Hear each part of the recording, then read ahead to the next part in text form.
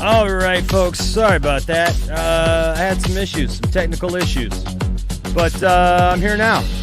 So without further ado, why don't we get this thing started? How about that? You guys, I am so sorry, you guys. I know this has got to be the longest freaking intro ever. I'm going for the record for 39 minutes and 24 seconds of this intro. The fact that there are 50 people here waiting for this show is amazing to me. And I love you all. I am so sorry. Here we go. You're in the Poindexter Lounge. We're talking about The Flash. Oh, is it The Flash? Is it The Flush? What happened? Is it good? Is it bad? Should we ban it? Should we boycott it? Is Ezra Miller going to redeem himself? Should we just totally trash the movie? Can you not believe why this movie is still coming out? Oh, we're going to talk about it all. And Enosh is a little hot about it tonight. Let's talk about it here in the Poindexter Lounge. Let's go.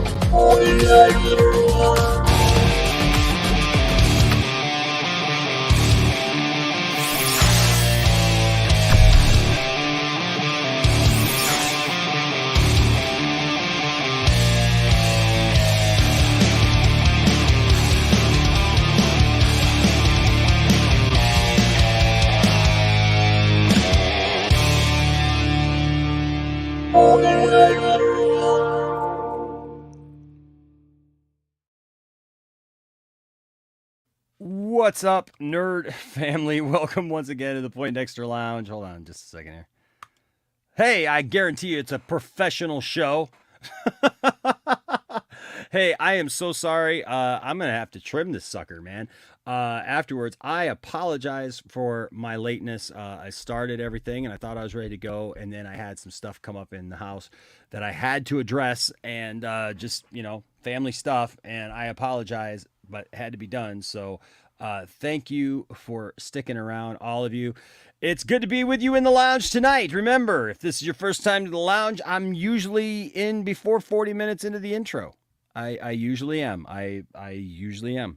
But you know what? Hey, you found the right place if you're looking for a place that's pretty cool, that talks about nerd stuff, because the Poindexter Lounge is a place for nerds. It's a place where you and me and all of us can get together and talk about the things that we love. Things like TV shows, movies, games, sci-fi, fantasy, comic book, superheroes, toys, and so much more. And if those things get you excited, then hey, you found the right place. You're in the right place. So let's do this, right? So what are you waiting for? Hit that subscribe button, hit the notification bell, hit the stuff, do the things, hit the like button if you would, because that really helps. There are 61 of you here watching, and you know what? You could just take a second. Just take a second and hit the like button. I know there's probably somebody out there hate watching, but that's okay too. It's all right. But I'm glad that you're here, right? And so if you support the Poindexter Lounge, or you know what, or if you just want the Poindexter Lounge to stay around so you can be ticked off at us all the time, I'll take that too. Whatever you want to do. But like I said, please hit that like button because it helps. It helps us, and it is what it is. Let's see, a couple things. First of all, man, how have you guys been? You guys been good? I hope you guys have been good. I had a meeting today with my friend Greg. Oh, that's right.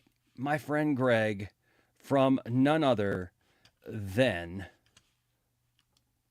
BullySticksDirect.com. That's right. My friend Greg, who owns BullySticksDirect.com. BullySticksDirect.com is an awesome company that makes dog treats and chews. And my dogs absolutely love them. As you've seen many times, if you guys watch, a variety of my stuff, You guys know that I actually do promotional stuff for Bully Sticks Direct. I run their TikTok and their YouTube channel. So go follow Bully Sticks Direct on YouTube and on TikTok. I make all kinds of fun videos with my dogs. But Bully Sticks Direct is awesome. They're all natural. Look even here for Valentine's Day special. They got a 15% off code. Now you can use code Poindexter at any time, and please use that code. Poindexter saves you 10% off, and you get free shipping, and you get all this stuff. But look at this: if you want to get your pooch, your little dog, something special for Valentine's Day, you can get 15% off right now. And I'm telling you what, it's great stuff. The dogs love them. It's all natural. As you can see here, I always say this. Look at there. Phone number right there. You can call anytime that that you get. There's 378 verified reviews. It says lock in 10% savings with convenient auto ship. So if you auto ship, you can automatically save 10%. But yeah, check it out. It's a single source supplier. It's all natural, preservative free. It is all natural, preservative free. No added hormones or antibiotics. They've got a wide range of stuff here, guys. I'm telling you what, my dogs love all this stuff. But there is something for everybody. And I will just say this: look, man, it's like any dog treat or chew. If you got a little dog, like, don't give him a 6-inch bully stick and let him swallow the thing. You know what I mean? You gotta keep it real. But I just say that because like people are funny. But because every once in a while people are like, oh, these bully sticks, man, my dog ate it and whatever. And it's like, well, you got a little dog and ate a 6-inch bully stick. What do you want? But no, they're awesome. They alleviate boredom, they lessen anxiety, and trust me, we know all about that with Harley Quinn, our little dog. She's the biggest dog out of all of them. And they're great for fun. They're healthy. They are natural. Listen, they're natural. Listen, I love it under this. It says when a chew can provide freedom from boredom and anxiety, and also provides excellent nutrition, it's a win-win. Our chews aren't just for chewing pleasure; they're actually a source of protein for the energy your dog needs to run, jump, and play. And they are safe. They're 100% natural with very few ingredients. It's a single source supplier. So go check out Bully Sticks Direct at bullysticksdirect.com. And know this, I'm going to have Greg on. We're going to do a Bully Sticks stream one night where you guys can ask all the questions you want about Bully Sticks and do that. Also, thank you to everyone who supports the channel. You guys are friggin' awesome, and I appreciate you all. And we need y'all here, okay? So please, if you haven't already, you can join the Patreon. I got some stuff for Patreon members and for members of the channel coming up. So there's going to actually be whole shows that are just based on that. We're getting ready to do a big revamp here. I got new logos and things being made right now, and a new intro. And so we got a lot of stuff. And also thank you to everyone who gives super chats. You guys are fantastic. You are all appreciated. And I give you all my thanks. And also those of you who just sometimes want to support the channel, there are links down below where you can do that. And then we also have our store that you can check out as well. But like I said, we got new logos coming. We got a new intro coming. There's a lot of new stuff coming. So stay tuned here to Poindexter Lounge. You're going to see a lot more of me. It's just I'm trying to get all that stuff together. And, it's a lot of work. So I do want to say hi to a couple people. What's up, Luke? What's up, Luke? What's up, Vince? What's up, Kenneth? Good to see you all. What's up, Anthony Beltre? Hey, man, if you want a link, let me know. What's up, Hal Jordan? Come on, Darth Scipio. Darth Scipio says, come on, gang. The Flash trailer sucks. Ezra Miller sucks as the Flash and as an actor. Jeez. What's up, Jalen? What's up, Patrick? What's up? Oh, says hey Enosh and fam, what's going on? Oh, and you know what? Well, first we'll say hello to Zeno. What's up? What's going on, Zeno? Oh, has been a member for a long time, 1 year and 10 months, man. You are awesome. Hey, oh, can you tell me if you are in the United States? Because if you're in the continental United States, I got something for you. Because don't forget, right now our giveaway is this Raphael from Teenage Mutant Ninja Turtles. There it is right there. And I know there's a couple of you guys that I got to get stuff out to, and I apologize, but I'll be getting that out to you guys soon. But yeah, so that's our giveaway right now. So let me know if you're here. All right, and I can send this to you. What's up, Jared? Jared's here. Let's see, Brian's here. Jimbo, you're always welcome, man. You can always come in if you want to. What's up, Kevin Wagner? Yeah, you know what? See, this is something I haven't really spoke out about, but you know what? We'll talk about it tonight. Okay. I'll tell you what, I'll give you my feelings on that, because I have not talked about it yet publicly. What's up, Matthew? The trailer was awesome. There's no way I'm going to be able to get through all of you guys, because we need to get started. Kinky Sphincter, what's going on? Darkness in the Wind, what's going on? Let's see, I think I already said hi to Matthew, but hey, no, that's fine. What's up, Sarah's? Says that Flash trailer like kicked the entire phase 4 and 5 of the MCU in the balls. That's awesome. That is awesome. What's up, Brucifer? What's going on? Let's see. I think I saw a couple others here, just real quick. Saggy's here. Spherical Man is here. Says if Sasha becomes well liked enough, I'm convinced that they'll make her Power Girl. That's an interesting take. She would basically have the same history since the comics. She's an alternate. Yeah, that's possible. But I don't know. That's an interesting one. What's up, Simon Section? Says, what's the play, Enosh? What do we do? Try not to die and let us pray. What's up, Fourth 1000? There's my bud, Fourth 1000. Yeah, we're going to talk about the costumes. We're going to talk about all of it tonight. What's up, Todd Fair? Supergirl, I thought, was one of the best parts of the trailer. Cool.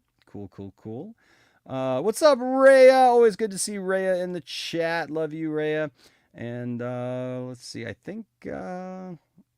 Okay, I know that there's a lot more of you who joined, but just know that I love you, and we do have to get started.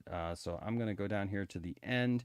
I know I'm gonna miss. I'll have to go back and read some of your comments, you guys' comments. What's up, Jose? Good to see Sasha. Probably already is liked. Gunn said he loves the movie and he's gotta love her performance. There you go. What's up, Angry Canadian? I love the Avatar. All aboard. The trailer was awesome, man. What's up, Cherie? Good to see you, Cherie. Cherie is here. Integrity 101. Good to see you, man. I was thinking about you because I'm trying to plan my Superman 3 watch party. What's going on, Caden? What's going on, Dumiro? Is that Dumiro? Is that how you pronounce it? I think. Just make sure I didn't miss anything. All right, I think I'm good.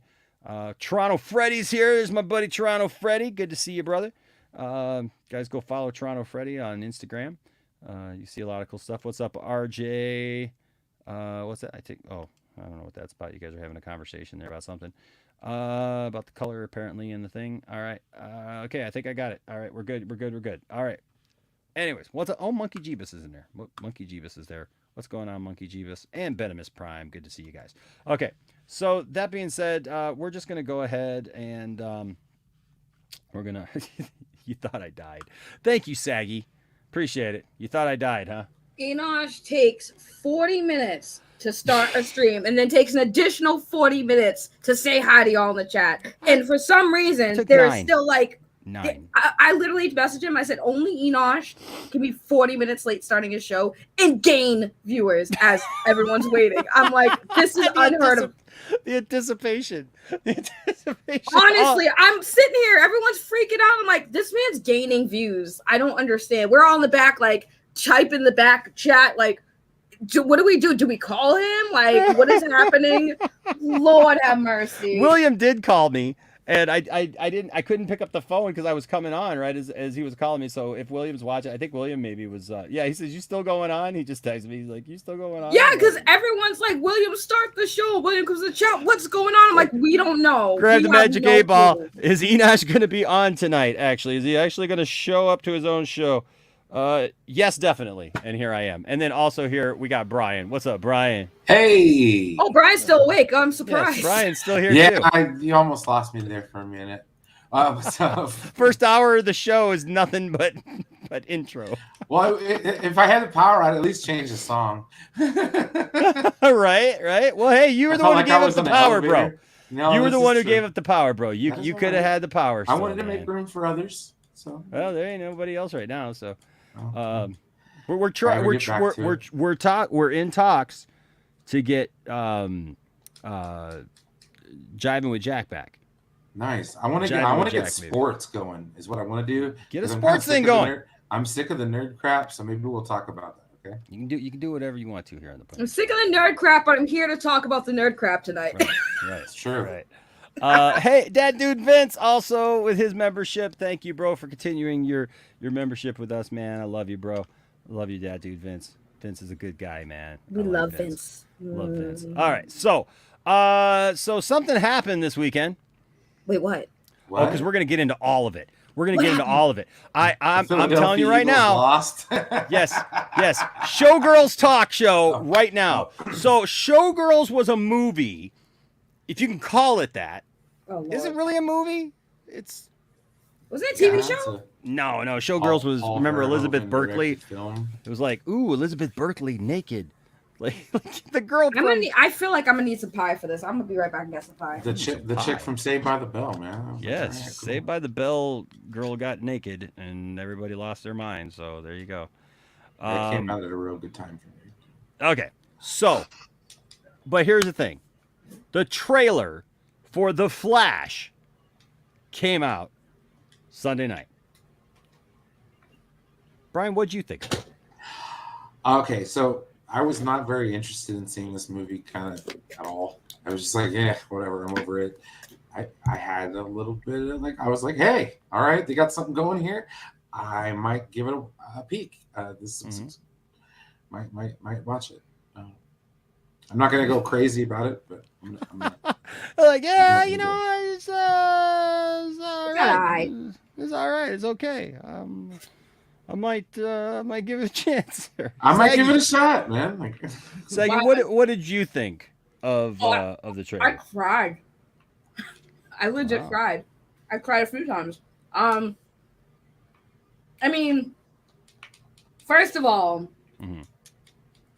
seeing Keaton in that suit made me tear up. I was done. I lost it when I saw Keaton. The music kind of got me a little bit. Yeah, that whole build up. Like, we knew that Keaton was gonna be in it. Yes. But seeing him in the flesh was like nostalgic, and there were so many feelings. And I'm just so like happy for Ezra. So happy. And that also got me emotional too, because I'm like, out of all the crap that Ezra had went through last year and still is going through, seeing this film and seeing Ezra was like it was amazing. Yeah. So I'll just say this. You all know, like, I make no bones about it. Look, I got my 89 Batwing right here. Nerd. Yep. I got my 89 Batwing right here. It still works. I just bought this a few months ago, but I mean, they got the little hook thing still there that works right there. It's all together. Remember were you here the night that like I did this and I shot the little rubber thing at the camera just to see, just to be funny, and it actually like went right onto the thing, like right there like that. Did a pretty good job. So look, I love Michael Keaton. I'm sorry if you don't, but I really don't care. At this point, listen, you all know what an outspoken person I have been about the Snyder Cut, about the Snyder Cut movement. I wanted the Snyder Cut. I still would love to see more Snyderverse. I don't care what anybody has to say about it. You can all just kind of kiss my butt if you don't like it. Ass. Yeah, well, if you want to call it an ass, you can. Many people acting like one nowadays. Amen. And but my thing is that I'm just enjoying what I'm seeing. I'm a DC fan, and no, I'm not. I'm sick as these people go, oh, they say true DC fans are just gonna like anything. No, I don't just like anything. I've been outspoken about what I like, about what I don't like, and I just don't care anymore. Like seriously, you know what I'm tired of? I'm tired of people acting like a-holes. I'm tired of people not being able to accept something for what it is. James Gunn literally comes out this week and says, look, I talked with Zach. He didn't talk with Zach. Okay. I talked with Zach. We talked about some different things. He didn't show any interest in anything. What if we're not getting the Snyderverse because Zach didn't show any interest? Yeah. I don't know, because he's working on a bunch of stuff right now. Maybe he said, I'm kind of over it. Wait, guys. But Zach likes stuff. He likes the pose that means something. Everything freaking means something. I swear to God. Happy for a friend. Listen. I'm tired of scoopers. I'm done with scoopers. You know what? I'm sorry if I offend anybody. I am not meaning to offend anybody, but I have friends too that I have told flat out this week. I'm sick of your flip flopping. I'm sick of you going back and forth. Grow up. Let's act like adults here. Form an opinion, form an educated opinion, and then stick with it. Yep. See, I watched Saggy stream earlier today, and I'm telling you what, yes, I resonated a lot with your stream because there's been a lot of people over the last year or so, ever since Ezra Miller started going, having some issues that were in the news, right? And all these people were ready to throw him to the wolves. Right? There's still people, I swear to God, I want to smack people upside the head when I see people saying things snidely or making references or doing stupid things, talking about Ezra or talking about James Gunn. Like literally, when the reality is if James Gunn, I still say if James Gunn had said, "Hey, I called up Zach and I said, Zach, do you want to complete your trilogy of Justice League movies?" And he said, "Yes." And I said, "Okay, let's do it. Let's finish this and do that first, and then we'll do whatever I want to do or figure out what we want to do later. But let's do that." Nobody would be calling him a pedo. Yep. Because you're all a bunch of freaking hypocrites. Yep. You're all a bunch of opportunists. Yeah. Who literally will just grasp onto every little thing that you can. Yep. To try to save your opinion and keep yourself from looking like a moron, but you make yourself look worse. Yup. You dig yourself in a hole, in a big, giant, freaking hole. Oh. That tells everybody, look at me, I'm an idiot. You promise stuff. I love how these scoopers, remember just a couple of months ago, guys, when the scoopers were telling us things like, Zack Snyder's not only coming back, but he's going to direct like 5 more movies. And then he's going to lead it. James Gunn is pretty much just going to let him take control. And then when that started to kind of fall apart, it was, oh, there's been a special meeting. Oh my gosh. Zack's wife has gone and she could possibly be head of DC. Right?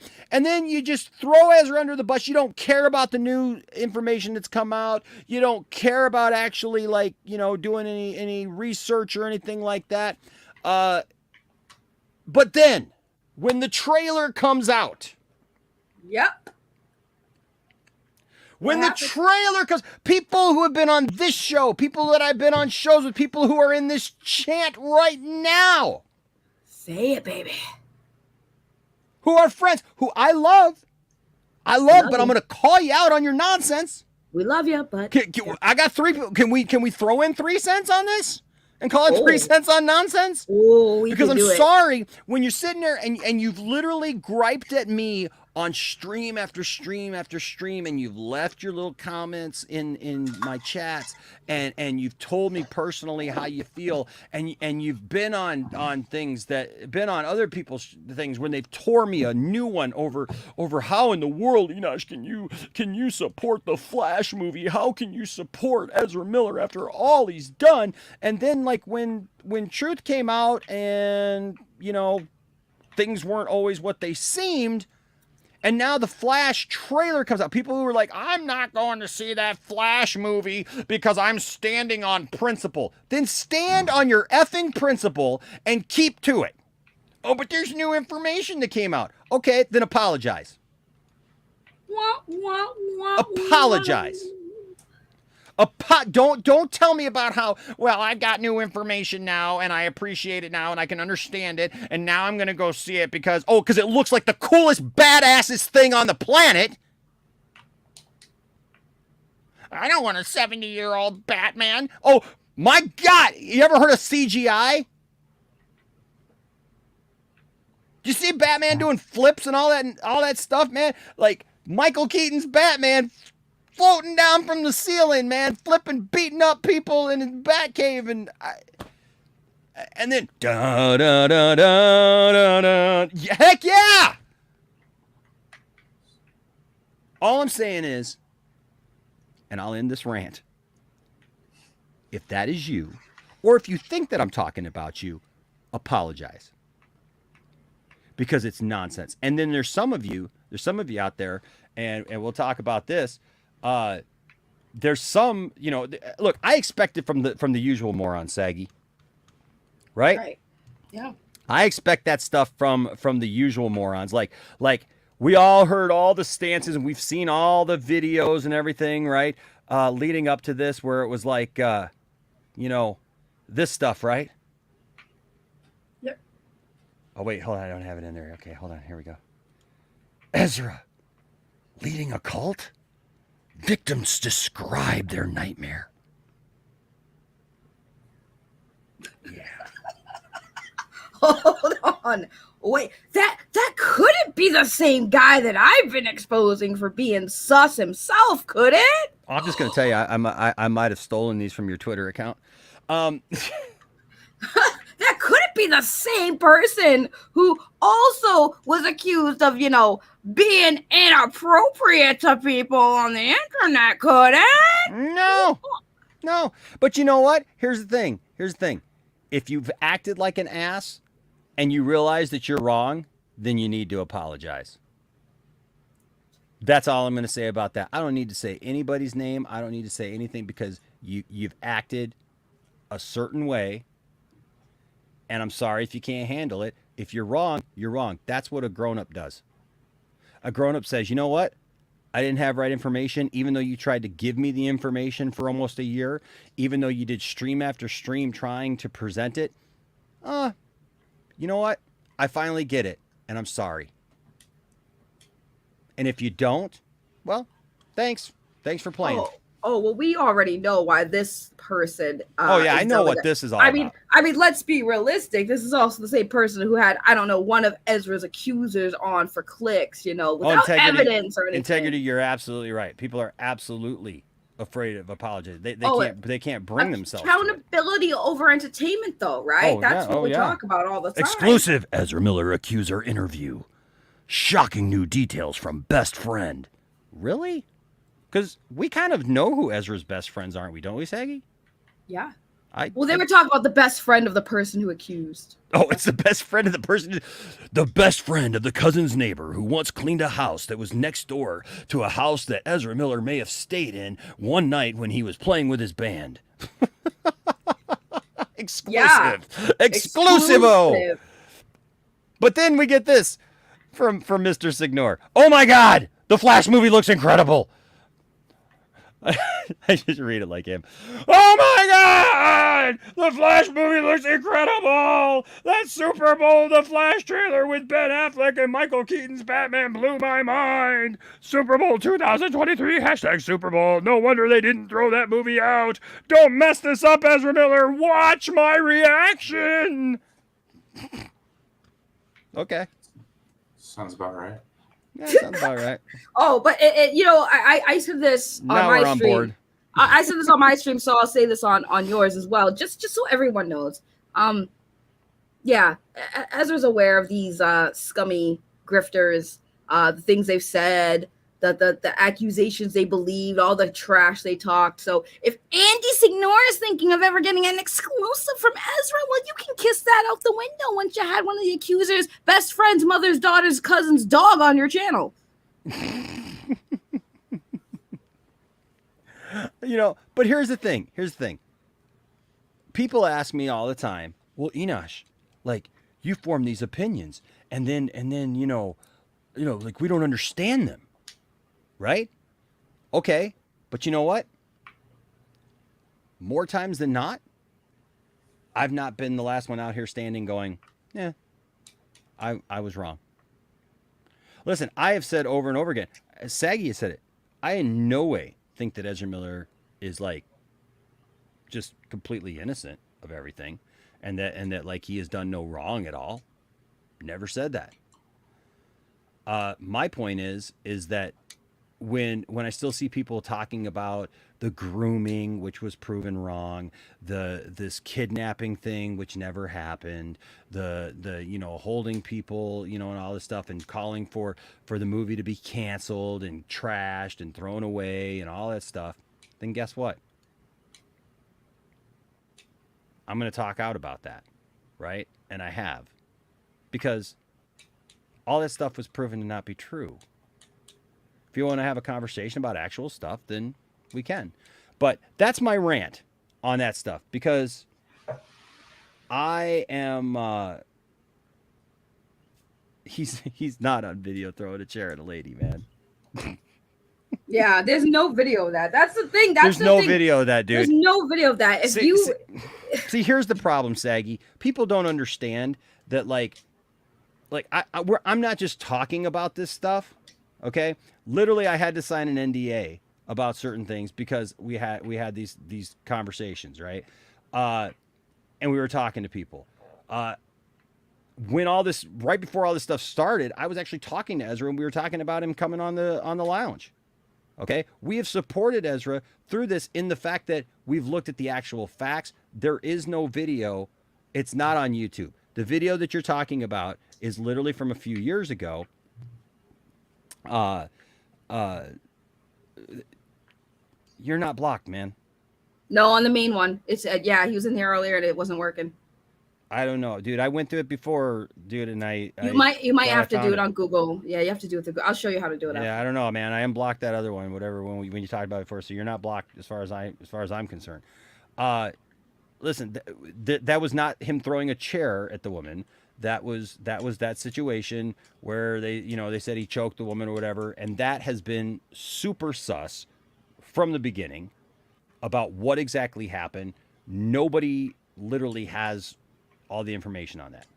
No, and the thing is, a lot of people will say things like that. They haven't even done their due diligence to research anything. It's not the chair incident. The chair incident was an accident that he didn't just pick up a chair and throw it at a woman. He threw a chair and it literally happened to hit somebody. That's what happened. He didn't pick up a chair and go, I'm gonna come at you. He threw a chair and it happened to hit somebody. There's kind of a difference. One has intent. Okay, hold on. Wait, hold on. Angry Canadian, you saw the freaking video of them throwing the chair? Present it. Because I've literally spent months covering the story, and that does not exist. I've seen every video, all the police body cam footage. Yep. Everything. I deep dived the crap out of this, and I had help from people close to Ezra on finding all this stuff so I can cover it. So there is no video. So if you saw a video of Ezra throwing a chair, please present it. There is no video on YouTube of Ezra throwing a chair. I literally covered it for months. So no, you're full of crap. There's no video of them throwing a chair at anyone. Well, what I also love is, okay, and this I will name RJ on this because I love you, RJ. And then I'm going to read some super chats. Thank you guys for your super chats. Keep them coming in. But we have this. What does this look like to you? Does this look like a picture of Ezra Miller in promotion for the Flash? Looks like the Flash. I'm just saying it looks like Ezra Miller being used in promotion for the Flash, right? And then also the trailer for the Flash. Ezra Miller's all over that thing, right? Mm-hmm. So you know who else is all over that thing? Ben Affleck. Yeah. Is anybody else surprised to see Ben in there as much?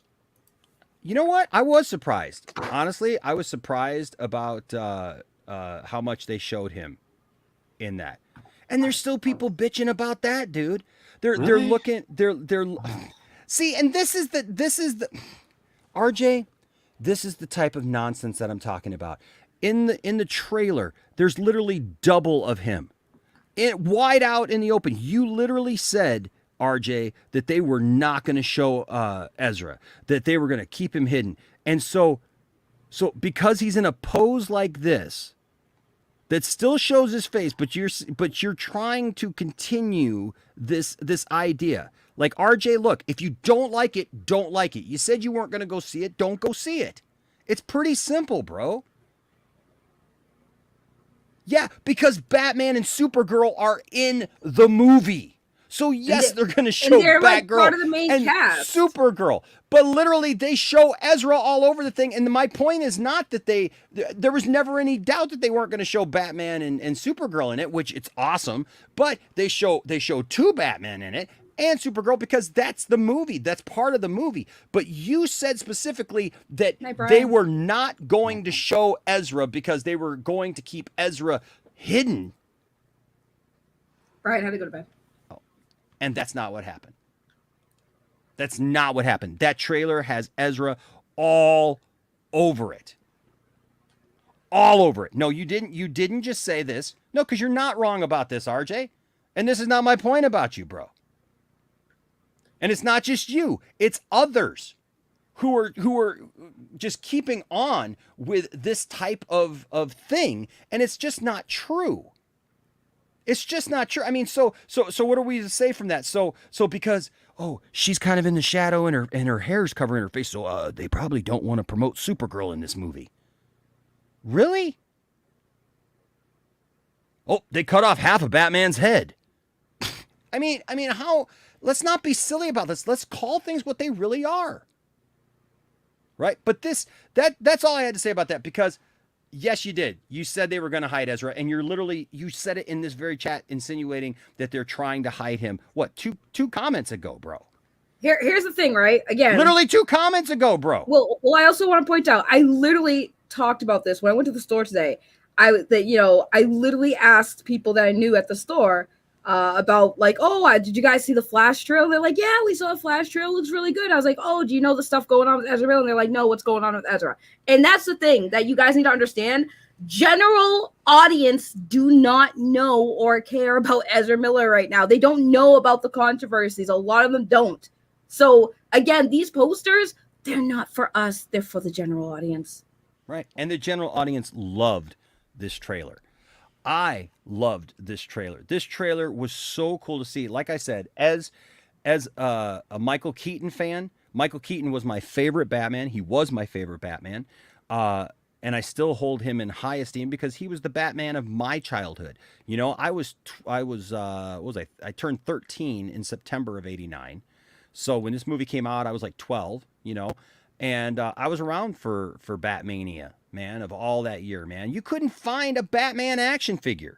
You know, the Batman action figure that goes with his Batwing, you couldn't even find one. They were on back order. I had to get a rain check from Toys R Us to even get that Batman action figure. And then Ben Affleck came around, and I absolutely adore Ben Affleck's version of Batman.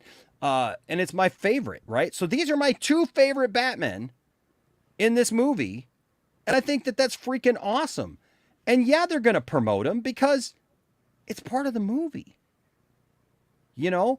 But the thing is, it's very much a Flash movie, and everybody's talking about how it's very much a Flash movie.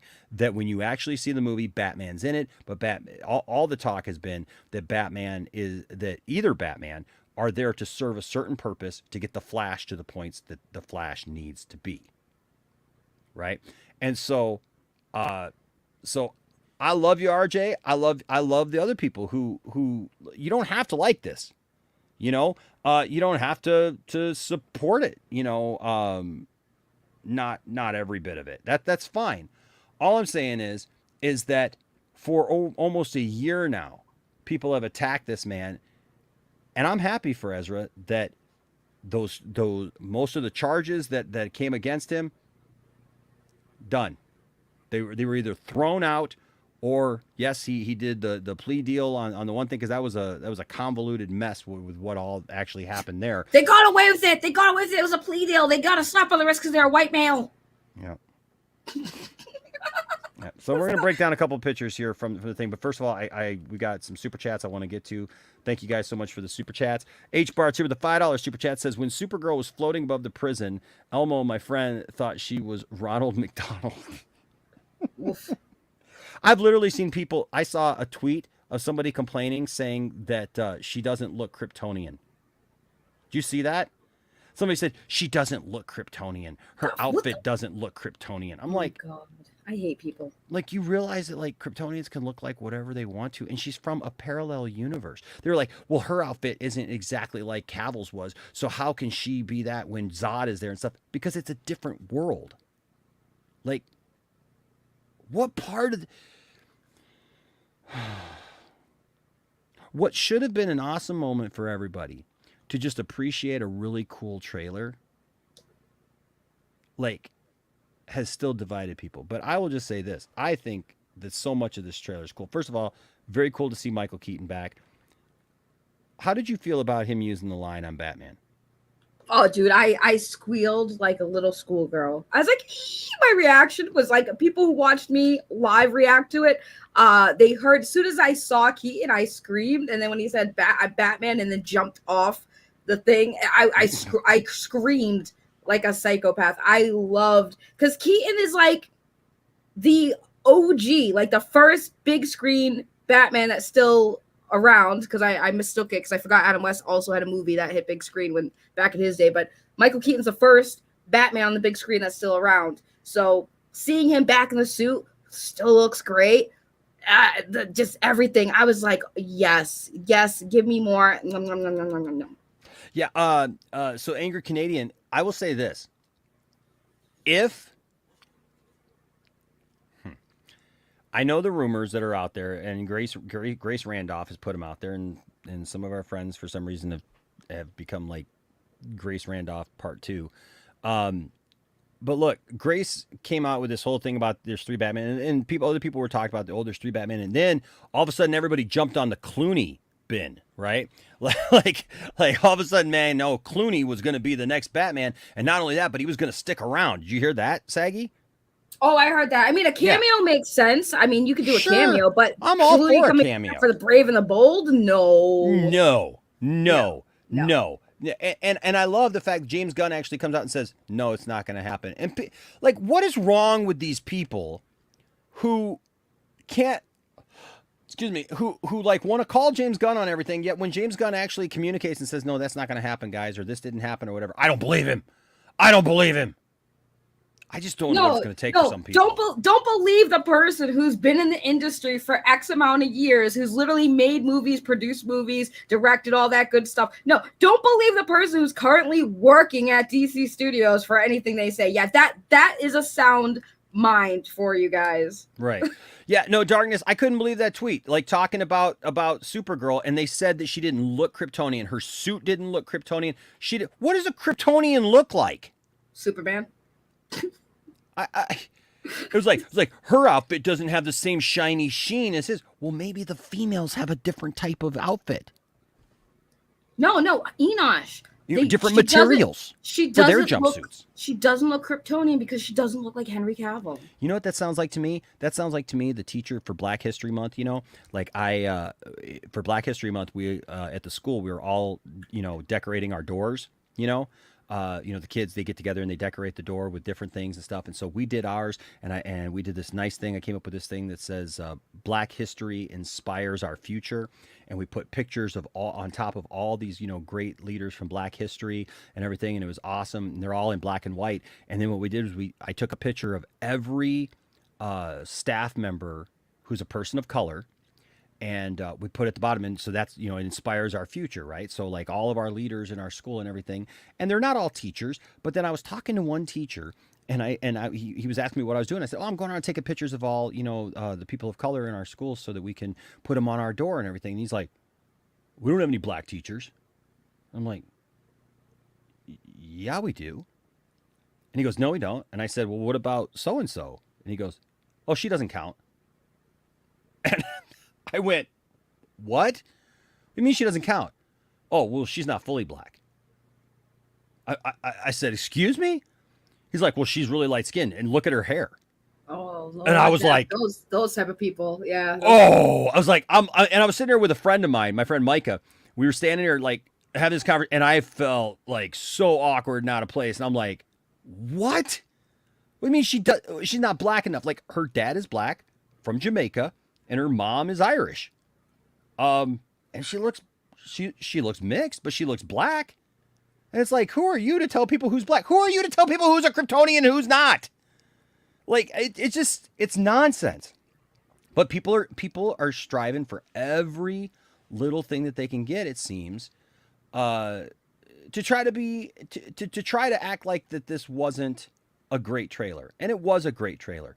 From the normal people, like you said, Saggy, from the normal people that are just out there who don't have a cause, who don't have, something, in mind or, something up their sleeve, or a chip on their shoulder. They loved it. Right. They loved it. Right. It's funny, right? Because again, I spent a little bit after my stream looking at all the people who covered Ezra Miller and said all the negative stuff about Ezra. This movie should be canceled. They need to recast. They shouldn't. This movie's not going to do well because of Ezra Miller. Then the trailer drops. Then you go back and see the reaction. Oh my God, I can't count how many videos I watched of people reacting to it that talked all the crap, loving what they saw. Loving what they saw, especially when they saw Michael Keaton. Mind you, everyone already knew Michael Keaton was going to be in this movie.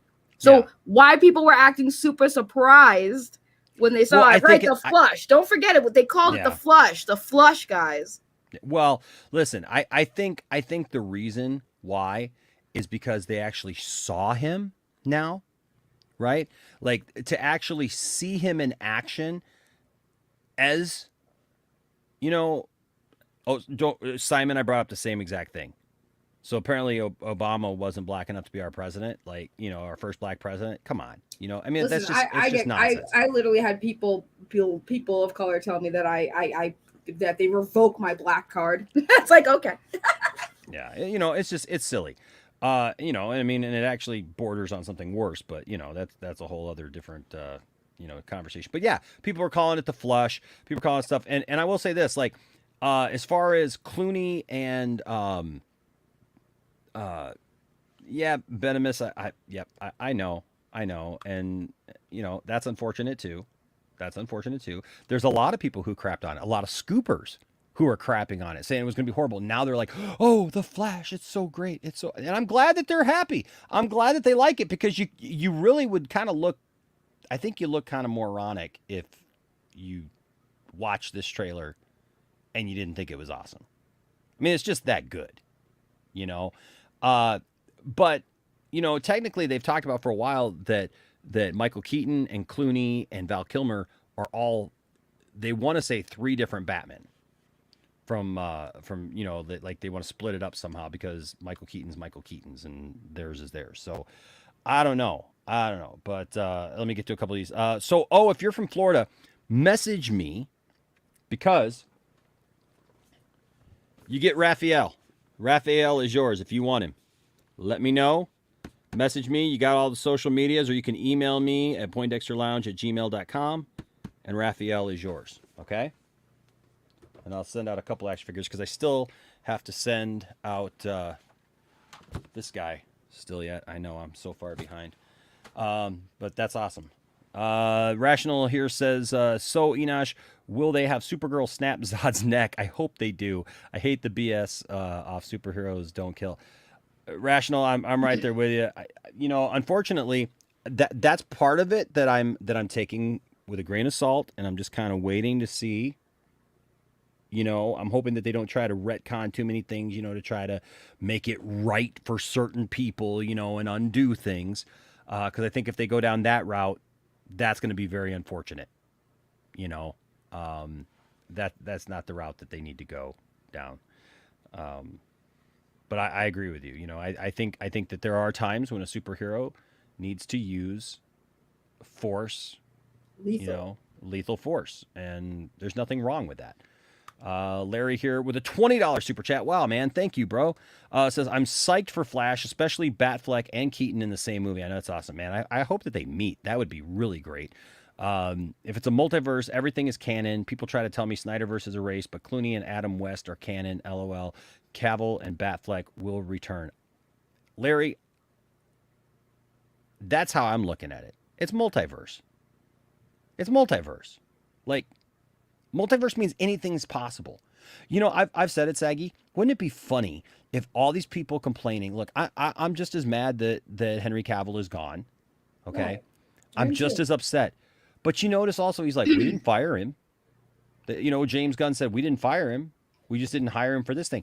Wouldn't it be interesting if like the 10-year plan is to set up for like a big, huge crossover thing? Right. That brings Henry Cavill back? I mean, the thing people forget all the time that I have to always remind everybody, because people don't use their brains sometimes, is that this movie started under Walter Hamada's watch. Okay? That's where this movie started. They always planned on rebooting, right? Henry was already out. Remember, The Rock admitted that it took 6 years of asking the old regime to get Henry to come back for a cameo in Black Adam, and they told The Rock no for 6 years. Guys, for 6 years, they weren't planning on having Henry come back. So when everyone's blaming James Gunn wasn't around 6 years ago when the decision to not have Henry come back as Superman was already made. Oh yes, and then we've got the hashtag sell the Snyderverse to Netflix campaign. Look, I'm just gonna tell you how I feel about this. Okay, when it comes to that hashtag, I understand why. Okay, can I preface that? I understand why you'd want that. I get it.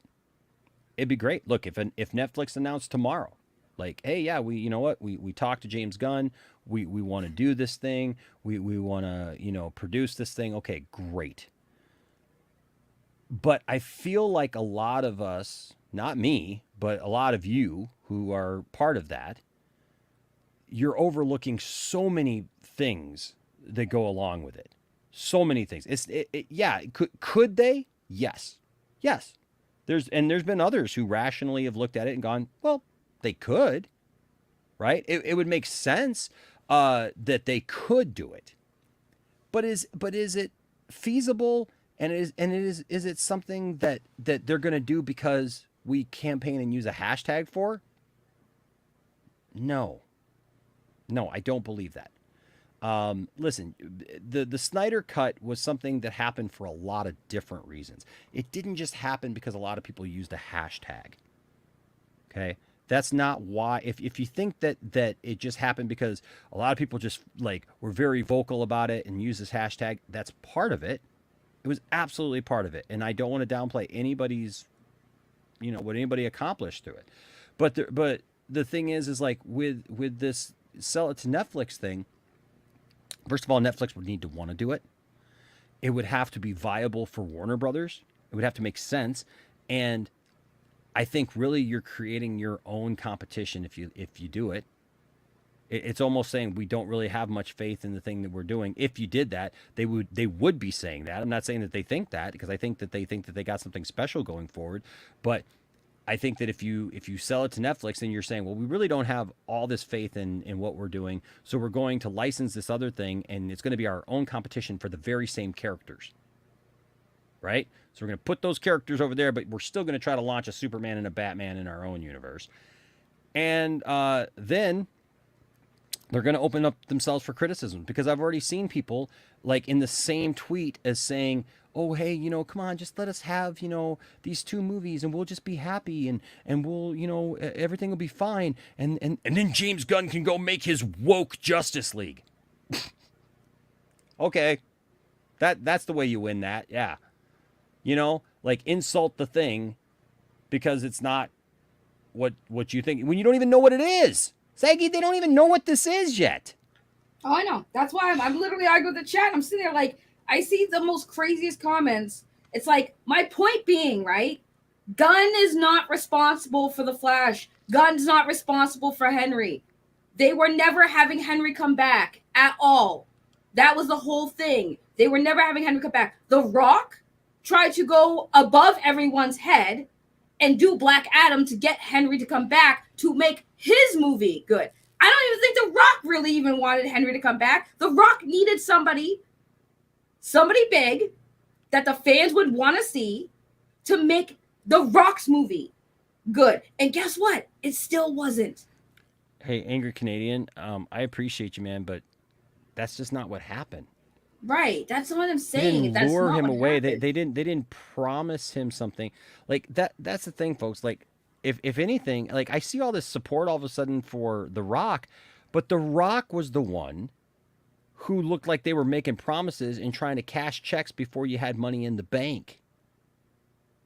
You gotta save up before you start spending that cash. So you gotta save up your goodwill and know that you have something in the bank before you start promising things or bringing in other characters. And look, I loved seeing Henry at the end of Black Adam. It was the best part of Black Adam for me, right?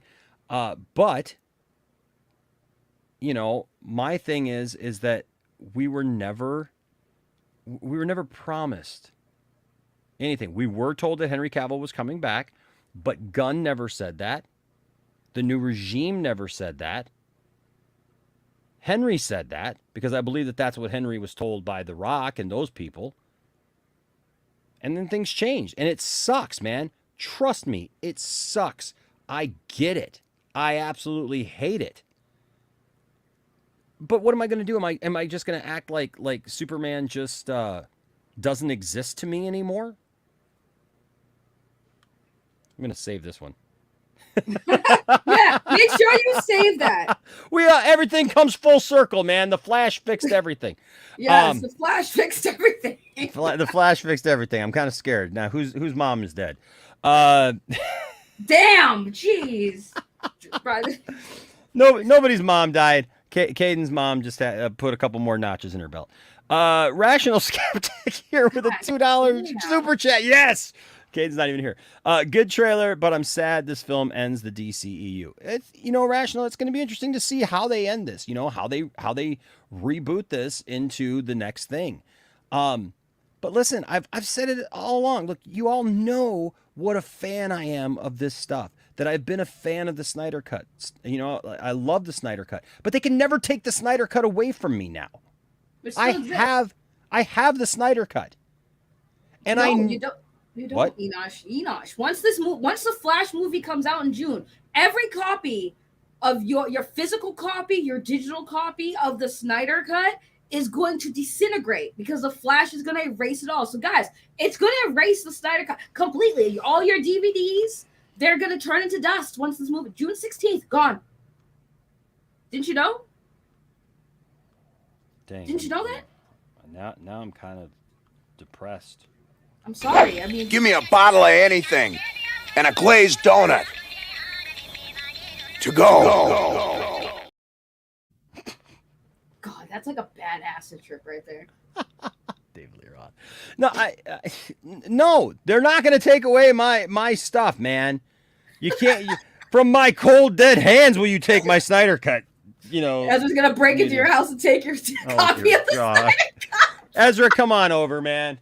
Like he's here right now. Ezra's gonna take your copy of the Snyder Cut. Break the probation. Oh dear God. That's what they want, man. Oh Ezra. I did send Ezra a message though this week, and I told him that we were cared about it. Obviously, Ezra can't say much right now. I believe, and I think it's good. Did you at least get a response, because I don't get. I did get a response. I don't get responses. I want Bubble Tea. Ezra, if you are watching this, because I know Ezra be watching. I'm not playing with you. I know you watch my YouTube channel where I say it's not a joke anymore, Ezra. I'm going to force you to buy me a Bubble Tea, and then you'll never hear my voice again. I swear on Colonel Sanders. You know what I loved about the response that I got from Ezra was that because I said, hey man, saw the trailer, I can't wait for the Flash, whatever. And most people would just send like a heart if they can't really say anything, but they like what you're saying, they send a heart.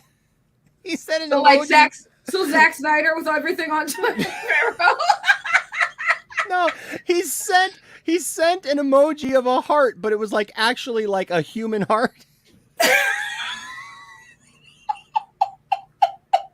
Oh God, the cult is real. The cult is real. I was like, oh, it's classic Ezra. I love it. He sends a heart like, yep, loved your comment there, but it's a human heart like with ventricles and everything. Oh my God, I'm dead. Wait, you can have. Is that an emoji? Apparently, it's an emoji because that's what he said. I don't know. Hey, Draga here with a $5 Australian super chat. Thank you, Draga. I'm dead. I was too. As soon as I saw it, I laughed my butt off. I was like, that is classic Ezra Miller right there. Thank you, Ezra. Am I allowed to not be hyped for the movie? I'm just burnt out by superhero movies these days. Got nothing to do with Ezra and stuff. Look, Draga, that's fine. Nobody has to like anything. My thing is I'm just talking about the people who have kind of turncoat on the whole thing, where it's like you you know, Ezra's coming for Enosh's heart. Oh boy, this blood sacrifice. He already has my heart. Oh God. No, listen, you don't have to like anything, Draga. Nobody has to like anything. My point is that maybe just call me old fashioned, right? Call me old fashioned. I don't know, but my grandma raised me to take a look at things completely, right? To form my opinions based on fact, not emotion, not what the media says, not all that stuff, but to just try to look at the facts. Don't try to judge, on other stuff. And that's how I came to my Sagi. That's how I came to my opinions about Ezra Miller. Right. Okay. That I don't think that he was just squeaky clean. I don't think that. I think that he's made a lot of mistakes. Obviously, he made some mistakes because he's going to recovery. He's going through that process, And I've seen people even attack him for going through that process. And it's like, guys, so what do you want from the man? What do you want from the man? He's trying to, they're trying to take care of what they need to take care of. Right. And God forbid that people, like, again, we live in a day and age where people look at celebrities, put them on the biggest pedestal and expect perfection. And like when they make mistakes, and it was a mistake, and so I see somebody in the chat, they're a violent person. No, this is how I know people just don't care to actually look into things. If you looked into Ezra on social media, interviews, everything they've posted, people have posted, you see nothing but Ezra engaging with normal people all the time. Yeah. All the time. So it is good. Like I said, are you guys that sheltered in your lives? You've never been to a bar and you've never seen people drink too much and get into a fight? Because where I'm from, that shit happens every night. Oh, well, we remember, Sagi, the people who came at me and said that if you get in a bar fight, you should go to prison. Yeah, no. Remember that? Like, yeah. Remember that whole argument where I lost my cool with somebody and I was like, that's not how things work here in the United States. Right. You know how many bar fights are go on every weekend? I mean, literally the cops. Well, I was gonna say, literally what the cops do, like out here, especially, and I've been to other places where I've seen it happen at bars and clubs, right? The cops show up, they see two drunken idiots, they don't want to deal with paperwork, so they're like, just go home. 90% of the time, that's how bar fights, and unless somebody gets actually badly hurt and the ambulance have to get called, if no one's seriously injured, the cops will just say, go home. They'll look at people, you want to press charges? And sometimes they don't even ask that. They just say, what happened? Okay, you're both drunken idiots, go home. Yeah. That's it. The only thing with Ezra is Ezra was in Hawaii, and it happened a couple of times. Ezra was being intimidated at a bar, and even so, to sit there and be like, oh, Ezra's a violent person. You don't know Ezra. You don't know Ezra from a hole in the wall. Yeah. Defending violence, hey, you hear me? I don't care. A bar fight, people get drunk and they act stupid, people get hit. You don't like that? Deal with it. Call the cops. Look. Nobody's defending violence. Nobody's saying it's okay. What we're saying is that the small, it's a minor offense according to the law, right? Right. Nobody's people. I saw somebody today make a post on a Facebook post that said that Ezra was the most felonious, they call it felonious actor ever, which is not even true. Like that's not even close to true. Do you understand the actors who have done horrible, and I mean horrible things, disgusting things that have careers that everyone champions, okay? And he's been in well, dude, most of them are in fights together, bro. Most of them are in fights together. They're fighting each other. Okay. Hold on. Nobody's saying, hey, you know what? It's okay that somebody beat you up or something like that. What we're saying is in the eyes of the law, There's only so much that goes on with certain things. You have to take it to a certain level for it to go to another place. Okay. Hold on. Wait before you finish that, because I want to point this out. First of all, thanks for finding that chair throwing video, by the way. Second of all, the body cam footage that is on YouTube that you can find, you hear the person that Ezra got in a fight with literally asking the cops to light Ezra up. And if you don't know what that means, it means shoot Ezra. But the victim, right? The person that Ezra got into a bar fight with literally asked the cops, you could hear the audio, light him up. Wanted Ezra to get shot by the police over a bar fight, but Ezra's violent. When somebody literally wanted the cops to murder Ezra Miller. Okay, weird flex, but okay. Yeah, it's just, and that's the thing is like they went out, the media painted this picture. And don't you think it was strange that every week all of a sudden we had a new Ezra Miller story? Oh yeah, there's more that I guarantee you after this with the trailer and everything. Oh, more will be coming out. More people. It got so ridiculously out of hand. And did you notice that there was all that stuff about he groomed Takata, he kidnapped her and all that stuff, and then all of a sudden that just all like nobody reported the outcome. Did you notice that? Right. Nobody reported the outcome, and you know why? Nope. It's because the outcome was that he didn't do that. The outcome was she's an 18-year-old girl, can make her own decisions, and she had a couple of parents who were really trying to control their daughter, who didn't want to be their daughter anymore, wanted to be their son. And that's what happened.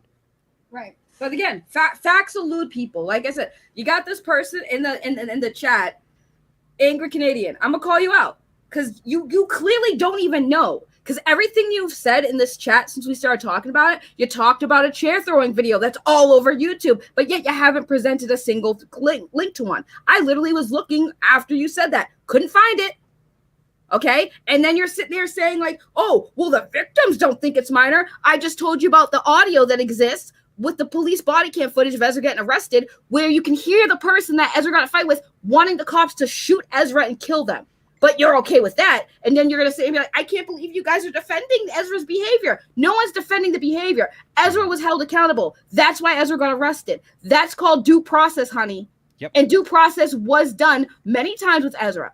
And then you're sitting there saying Ezra's a violent person. And you say, oh, you don't know? You don't know either. Have you talked to Ezra? Do you know Ezra personally? Are you behind the closed doors with Ezra to see how violent they actually are? No. You're basing it on a couple of headlines that didn't have any facts to back it. That's the biggest problem, right? Is that everybody's running. Everybody has been since the beginning.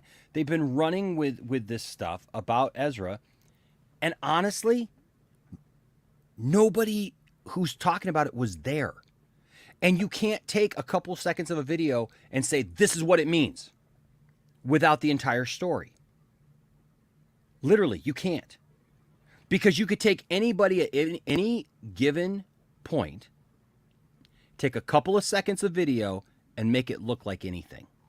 Right. And I'm not saying that that's what happened here, but Ezra got arrested. How long did they keep Ezra? Not too long. Like overnight. How long did they keep him? How long did they keep this villainous, murderous, dangerous person off the streets? A night, 24 hours, if anything. 4 hours. Oh, 4. Wasn't even a full 24 hours. 4 hours. Long enough to get Ezra down to the station, get them processed, and let them go. Wait, pause. Angry Canadian.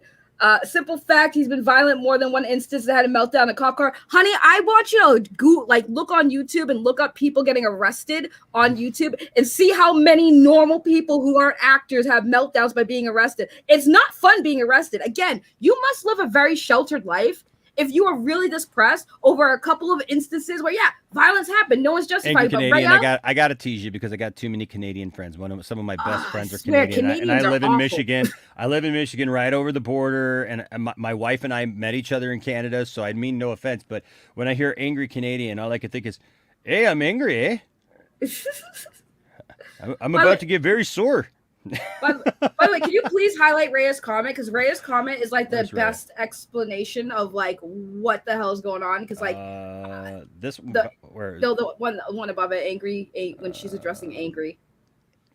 Let's see, Where is she? It says angry. I don't. It's like a little bit up. Oh, angry. that I one. don't think there's justification. I think we're focusing on the imbalance and moral responsibility under the current spectral of lifestyle decisions plus involvement in high visibility IPs. Thank you. Wow. That's why. Rhea, that is very intelligent. I love that right That's there. why I love my wifey. She is the smart one in the room all the time. You know, and that's the look. If you don't care, you know, and Darth, you know, this is fine. If you don't like his acting, that's fine. Listen, I was not a fan of the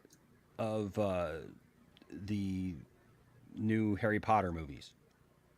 Okay, and it wasn't just Ezra, but I didn't like the Fantastic Beast.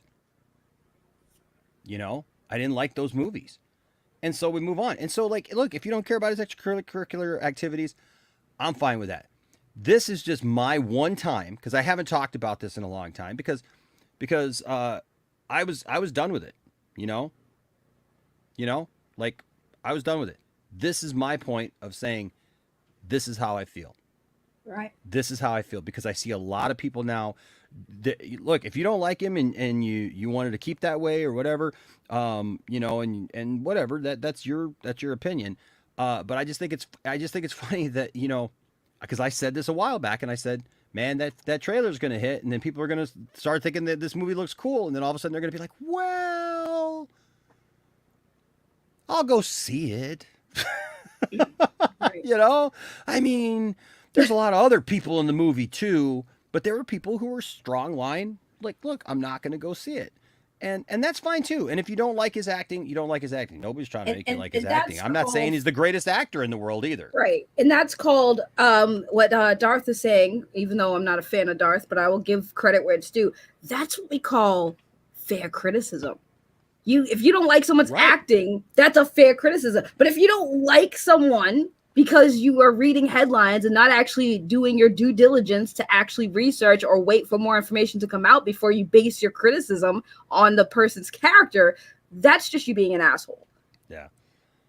No, you're right, Matt. Ezra's made mistakes, and that's what I want to chalk it up to, and leave that behind. And I hope that everybody does that. I mean, like, look, just do that. I got a couple more super chats to read. Angry Canadian says, LOL. The angry comes from Trudeau. That's funny. Okay, let's see. Oh,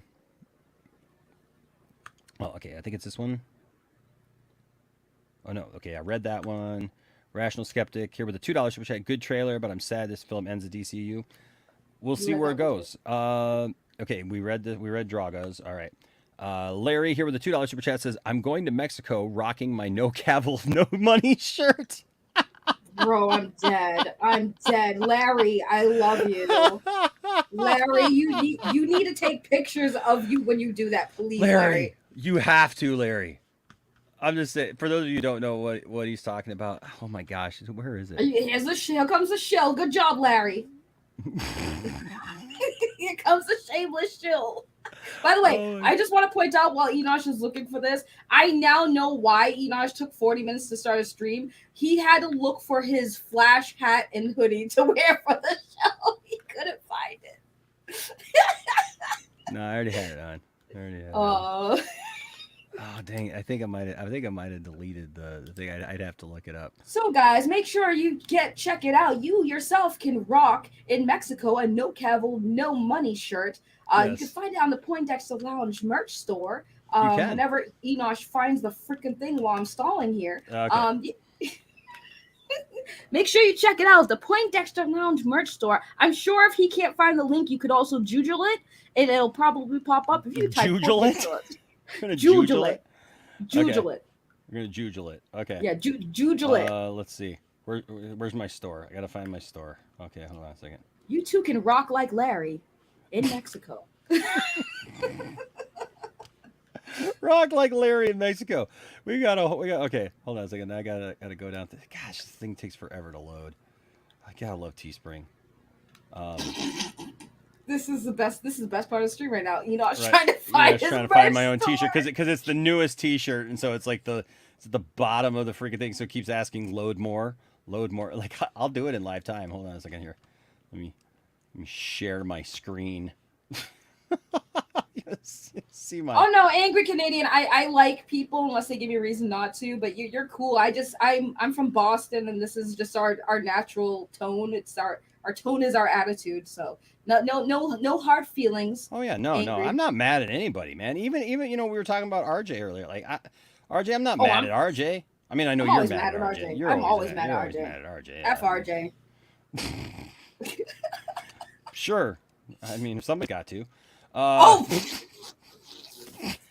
I hate all of you. You guys always do that to me and RJ, and it's just wrong. One of these days, we're just gonna do it. We're gonna film it, and we're gonna send it to you unsolicited. Wow. Yeah. Wow. That's just to okay. spite you. You and Matt, both of you guys do it to us, and we're just gonna do it to spite Well, you. I'll watch half the screen. Which one? The R and RJ's side. Will it be one of those good ones where at least he's wearing like he's wearing a t-shirt because like everybody knows we're only there to see you. He's wearing a t-shirt and we never see his face. RJ, I will tell you this. It'll only happen if you get a black Superman onesie suit and bring a friggin' third grader book report poster sign. Oh, dear God. Eric.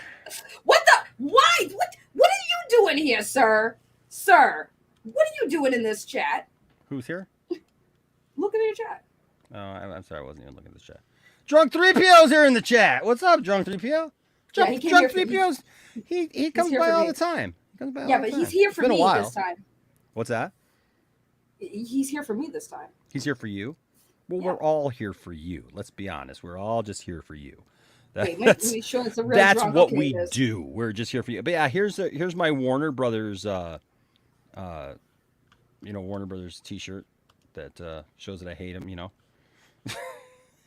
Did someone tell Saggy to stop flirting with me? Look, there's even some pants. Look, Saggy, you can get some like Leggings? get some leggings, yeah.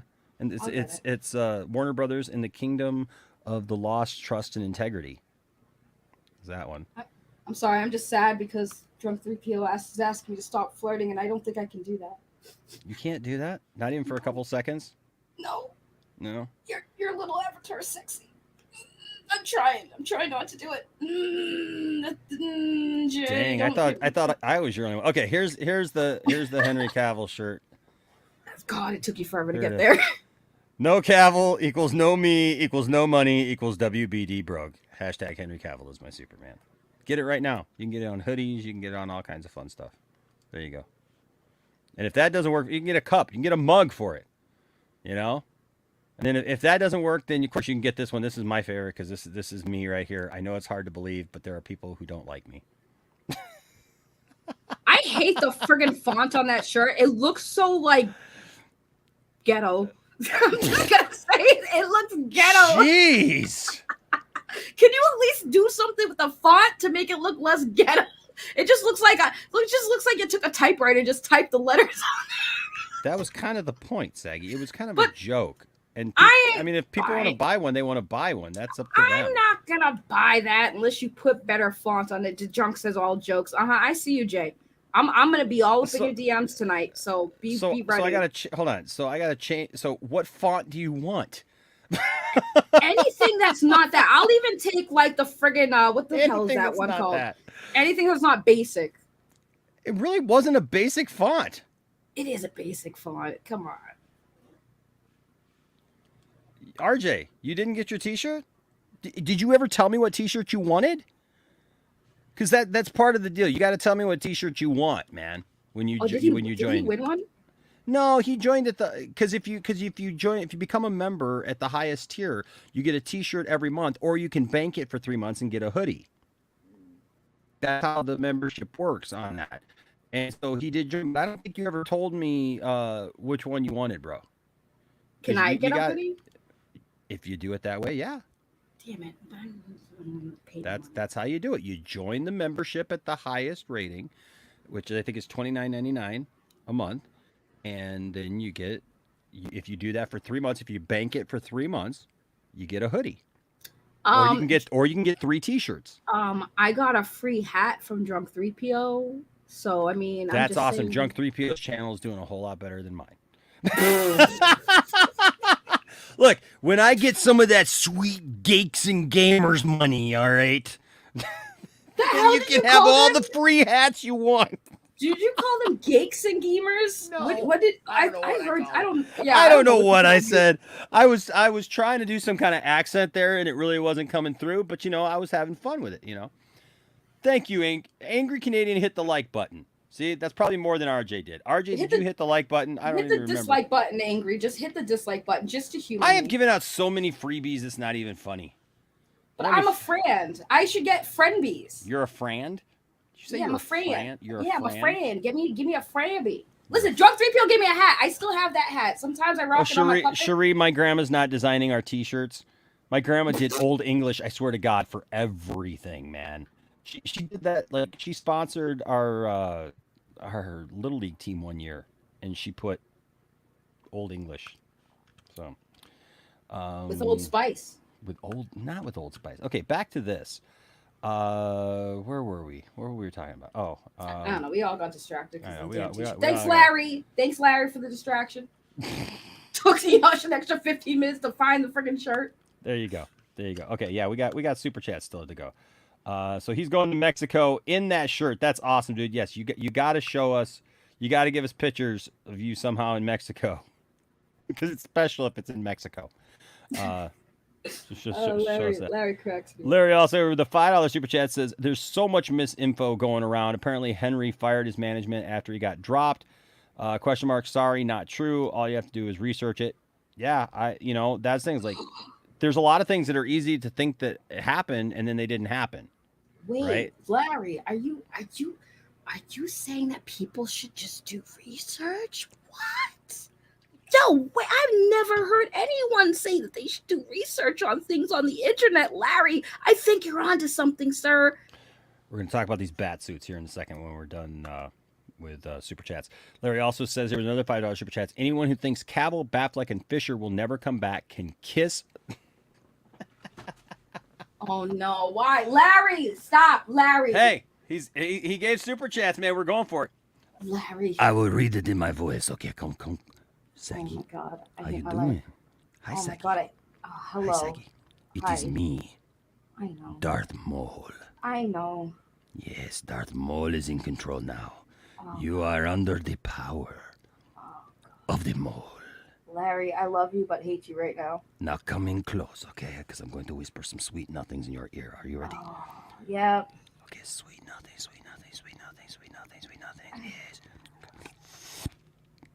Sagi, you taste beautiful. Yes, you taste wonderful. Okay. Why are we doing this?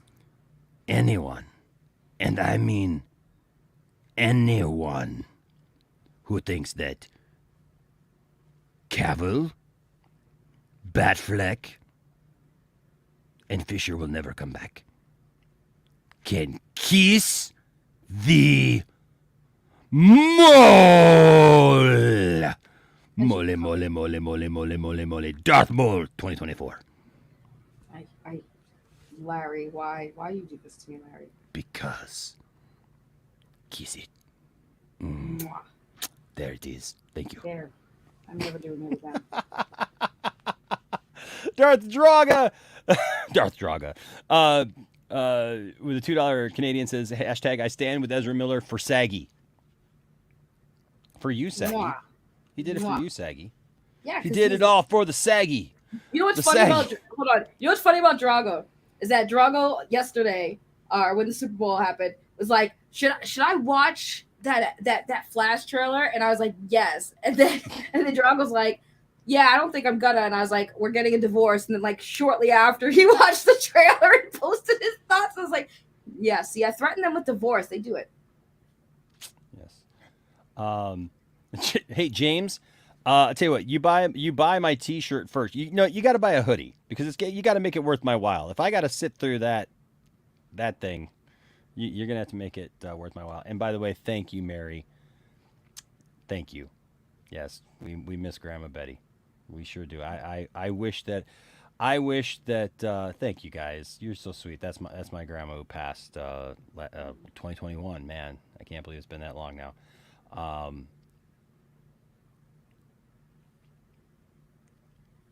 But yeah, thank you for that. I love that woman, and I would gladly take her putting Old English on everything, man. If you saw her her. Let me see if yeah. Here is the woman actually wrote out her own obituary, but look at her handwriting. I mean, Wow. she had this immaculate handwriting, which is just insane. But yeah, so she was very kind of proper and everything. RJ says, you yelled at me the first hour. I ain't hit no like button. Maybe if there's a cookie involved. I'll give him a cookie. That's all right. I got. Do I make sweatpants? I don't know if they make sweatpants. Actually, you know what? There are some. I think there are some joggers in there on some certain designs. Not every design, but if you want a certain design, let me know, and we can make it happen for sure. You can tell me via social media. But yeah. So look, that's enough of me complaining about the people who complained. I just, it just is what it is for me at this point. You guys got to understand, I have taken so much flack from people that it's just nice to kind of breathe. I don't think I uploaded the Kiss the Mole t-shirt yet, but that is coming though. It is coming. So look for the,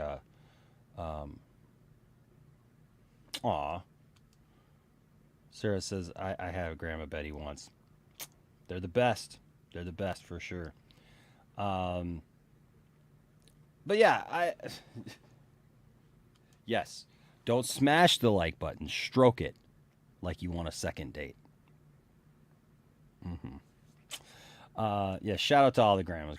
Grandmas are awesome. Grandmas are just freaking awesome.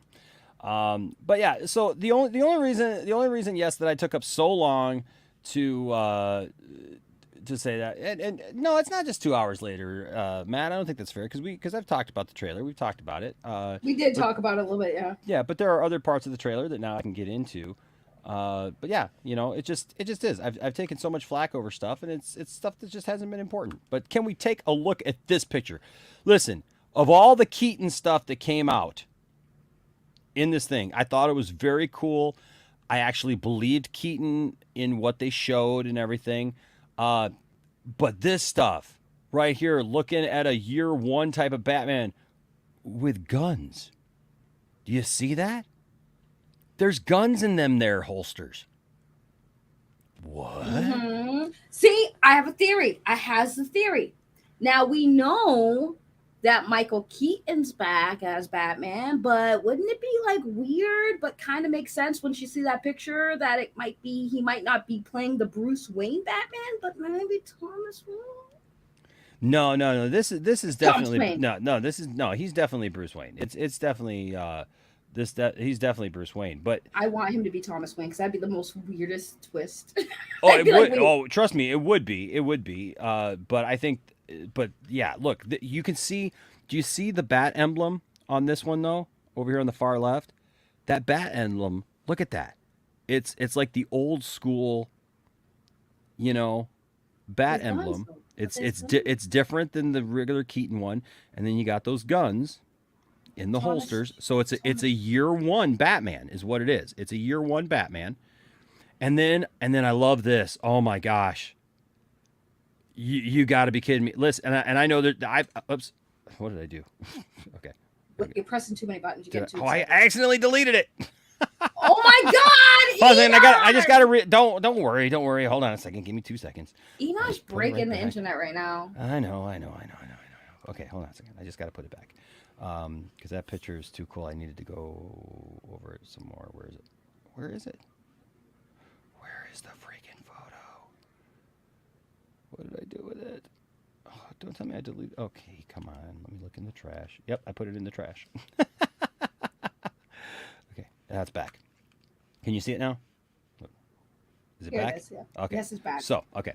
So because I was trying to go in, because this was the the thing, but there's lots of people who go, the blue and gray would never work on screen.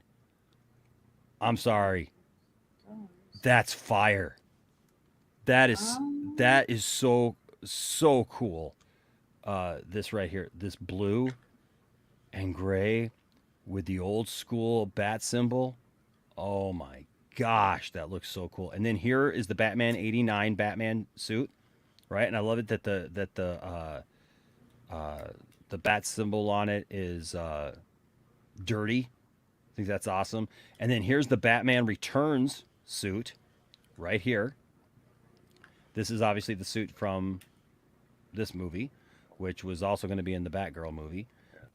This is an underwater suit. You can see here it's got the air tubes that come up. So that's an underwater Batman suit. And then this one, people have been saying this is his nightmare suit, but this is like a desert suit. But it's got the goggles. Now, how can you be a fan of DC or Batman or anything and tell me that you don't appreciate this at all? I appreciate it, and I don't even know where I've never seen some of the costumes. Well, these are all new, Saggy. None of us have seen these costumes.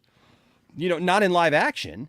I mean, it's cool that they have the different costumes, like the different outfits, and they're showing it. Like it's actually really cool to see. I think that the costumes are amazing, and yeah, I want to see where the context of showing them. Yeah, I can't wait. Okay, now Larry here is saying costume guy confirmed that they're grappler holsters. Dude, those don't look like grapplers to me. Why do you need two? Yeah, why would you need two? And those aren't Enosh.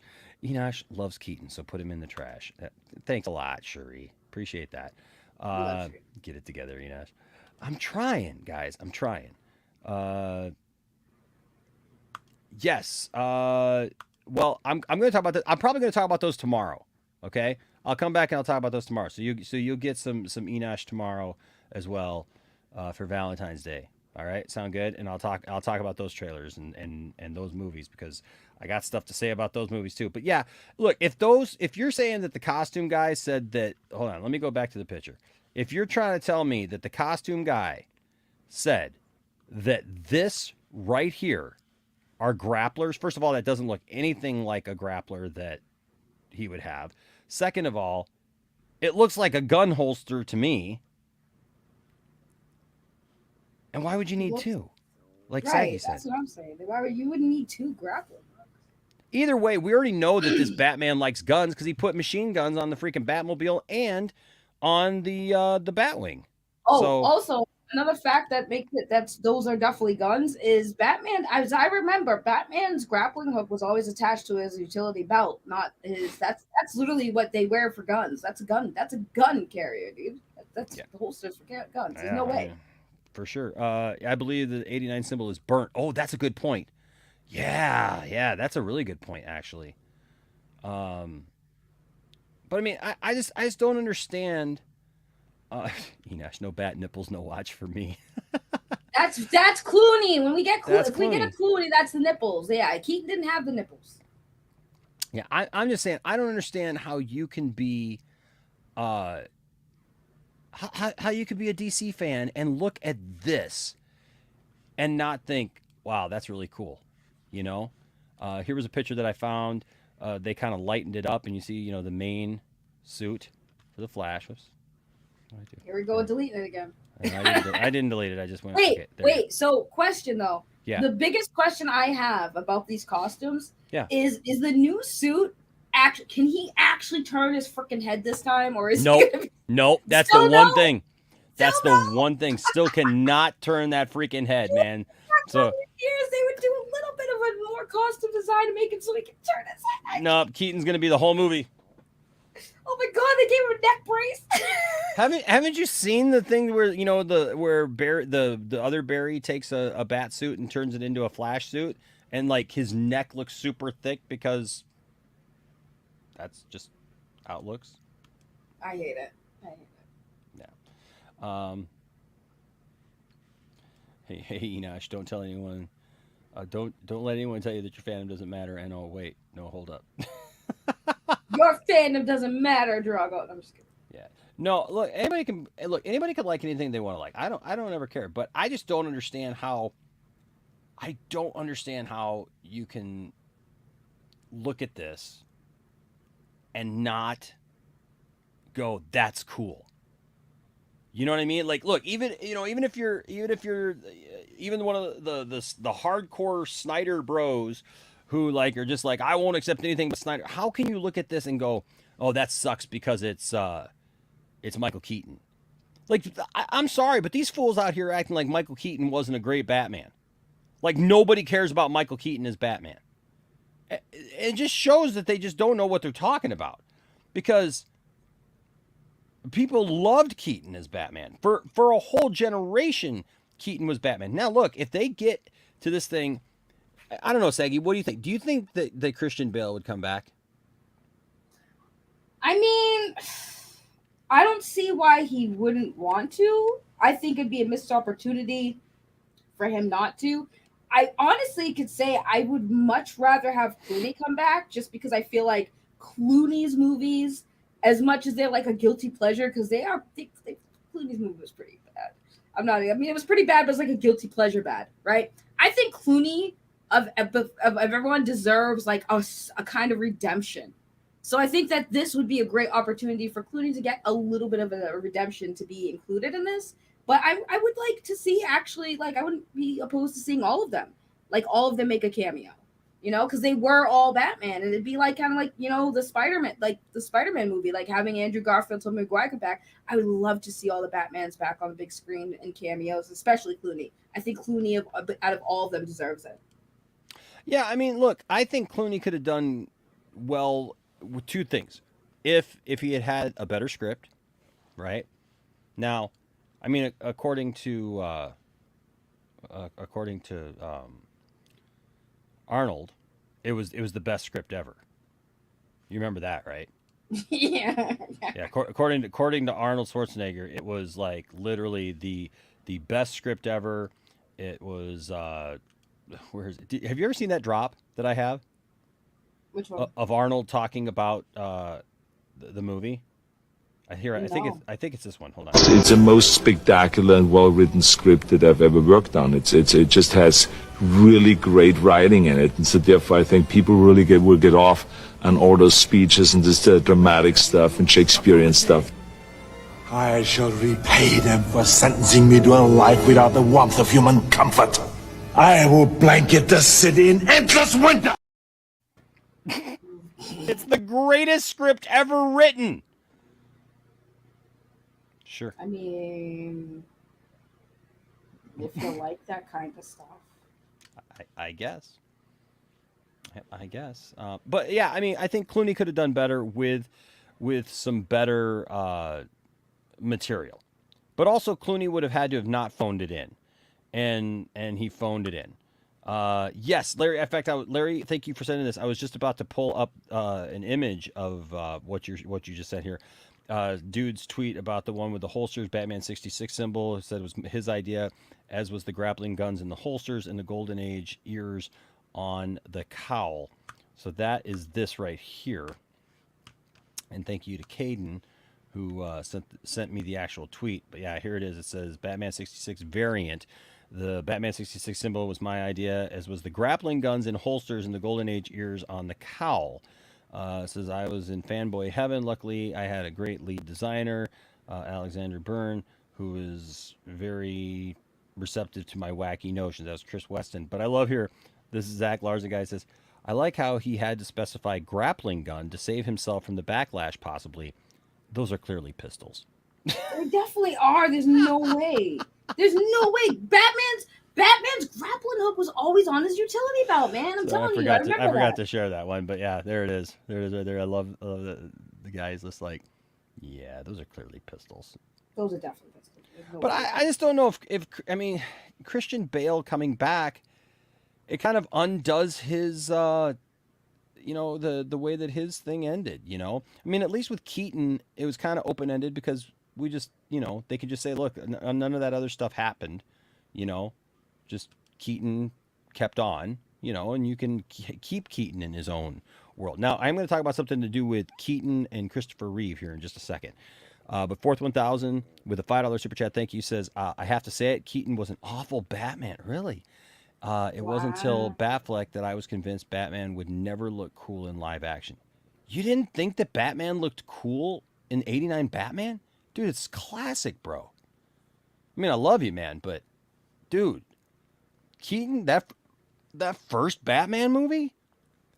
Dude, when he's up on the roof in the beginning of the movie and he holds the guy over the famous, I'm Batman thing, crashing through the window of the art museum, and The Batmobile, man, I don't know. But I will say this: it is kind of weird. DC Comics came out just recently, and they have said that Keaton's Batman exists in the same world as Reeves' Superman. Ooh. Yeah, and they have officially made that so. I don't understand how that happens, and if that's so, how are they combining that? How are they retconning that with this Flash movie? It's actually it's actually not Earth 89. They just combined it and they're saying it's Earth 789 because it's a new Flash thing where the Flash comes back and they talk about it about the world. They basically explain Keaton's Batman and they explain Reeves' Superman. And so yeah, so they call it Earth 789, and the reasoning behind it is cool because like Larry says here, Earth 789, get it because Superman came out in 78 and Batman came out in 89. So it's like combining the two and you just call it 789. But I don't know how that works with this. Like if there were no superheroes in the trailer kind of made it out to sound like there was no superheroes, no metahumans in Batman's world, in that world, in Keaton's world. Well, but then we see Supergirl, and they're kind of doing the Supergirl. Have you read or watched Flashpoint, Saggy? I've seen the Flashpoint movie. Okay, so we're like Superman is being held by the government and everything, and they go save Superman. Well, it's obviously that's what they're doing with Supergirl. Yeah, pretty obvious, right? Because I also think that I couldn't really make out on her captive outfit, but it looked like Russian. So I also think they're doing like the the Red Sun thing with her as well, because it looks like she has Russian on her uniform. So they might also be kind of including that as well. Could be. Mm-hmm. But yeah, I mean, but they're taking parts of Flashpoint, right? And I get it. Some people are taking because it's Supergirl, not Superman. But that same person actually even complains that, well, Superman has red boots on his and she doesn't. It's a girl outfit, for God's sake. Like, I don't know, but I don't know then how Reeve plays into that unless they say that maybe Christopher Reeve's Superman died. Maybe his Superman died. I don't know. Rational Skeptic here with a $5 super chat says, Enosh, if DCEU Flash ends up in another universe, then who goes back in time to warn Affleck of Darkseid taking over the multiverse? Isn't it a plot hole? I don't know, man. I don't know. The beauty about the multiverse is it's all out there. Now, of course, we know that originally there was some talk that, the end, there was supposed to be this post-credit thing where Ben Affleck's Batman calls out somehow to the Flash saying, come find us, Barry, right? And that was supposed to be some kind of continuation maybe later on. And I don't know, man. I don't know where we're at anymore. There's been so many rewrites and reshoots now and, and things that honestly, who knows where we're really at right now with all of that. But we'll have to go see this movie. But yeah, so here you see it's the year 1 proto bat suit, the blue and gray bat suit, the 89 bat suit, 1992 returns bat suit, underwater bat suit, desert bat suit, and the main bat suit for the Flash. So that's that. Here's some of the pictures. I like the cowl here. Ben Affleck looks great. What did you think of Ben Affleck? Oh, it was nice to see Ben in the scene. Yeah, and he looks great. I was happy to see him. I was like, oh, look at Ben. I was like, yeah, there's Ben. Did you think that? Did you think that Keaton looked a little weird here? Are you showing something? Dang it, I hate that they're doing this. I was wondering what the hell you were talking about. I hate StreamYard right now that they started this nonsense where like it says that you put something up and then you didn't. I just God, I can't That's stand why I it. was tripping. I was like, wait, are you showing me something? Or are we just talking about it? Okay. Yeah, I'm sorry. No, this picture because first I was showing Ben here, and Yeah. Ben he's in great shape, man. He looks really good. He looks in really good shape. But they got this bat cowl here, so are we gonna see a world where Batman dies? But did you think that Keaton looked a little weird here? No, I think he looked great. He looked really great. I was like, no, I think he looks great. I just felt There's bad something about his right eye. His right eye kind of almost looks like. It could be the head tilt because his head is tilted a little bit. That's true. And hold on, let me look. It's Can all you one zoom piece. in? Wait, can you zoom in a little bit on his eyes? Yeah. Hold on a second. It's all one piece. Right, because it also could be like the little bit of a tilt, and also I think it could be just the makeup because he's got the makeup underneath the eyes, so it might be just because of the angle that you can see more of one eye. And yeah, when you look at it close, he does look all messy. He looks like he's got a lazy eye, doesn't it? Like that's what I saw. I was like, I'm Batman, but I'm older Batman, so I'm Batman. I'm like going for the Stallone though.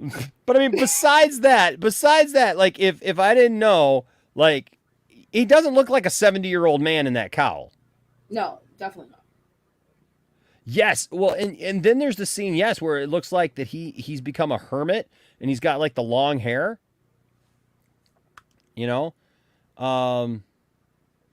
Keaton is de-aged. That's very possible.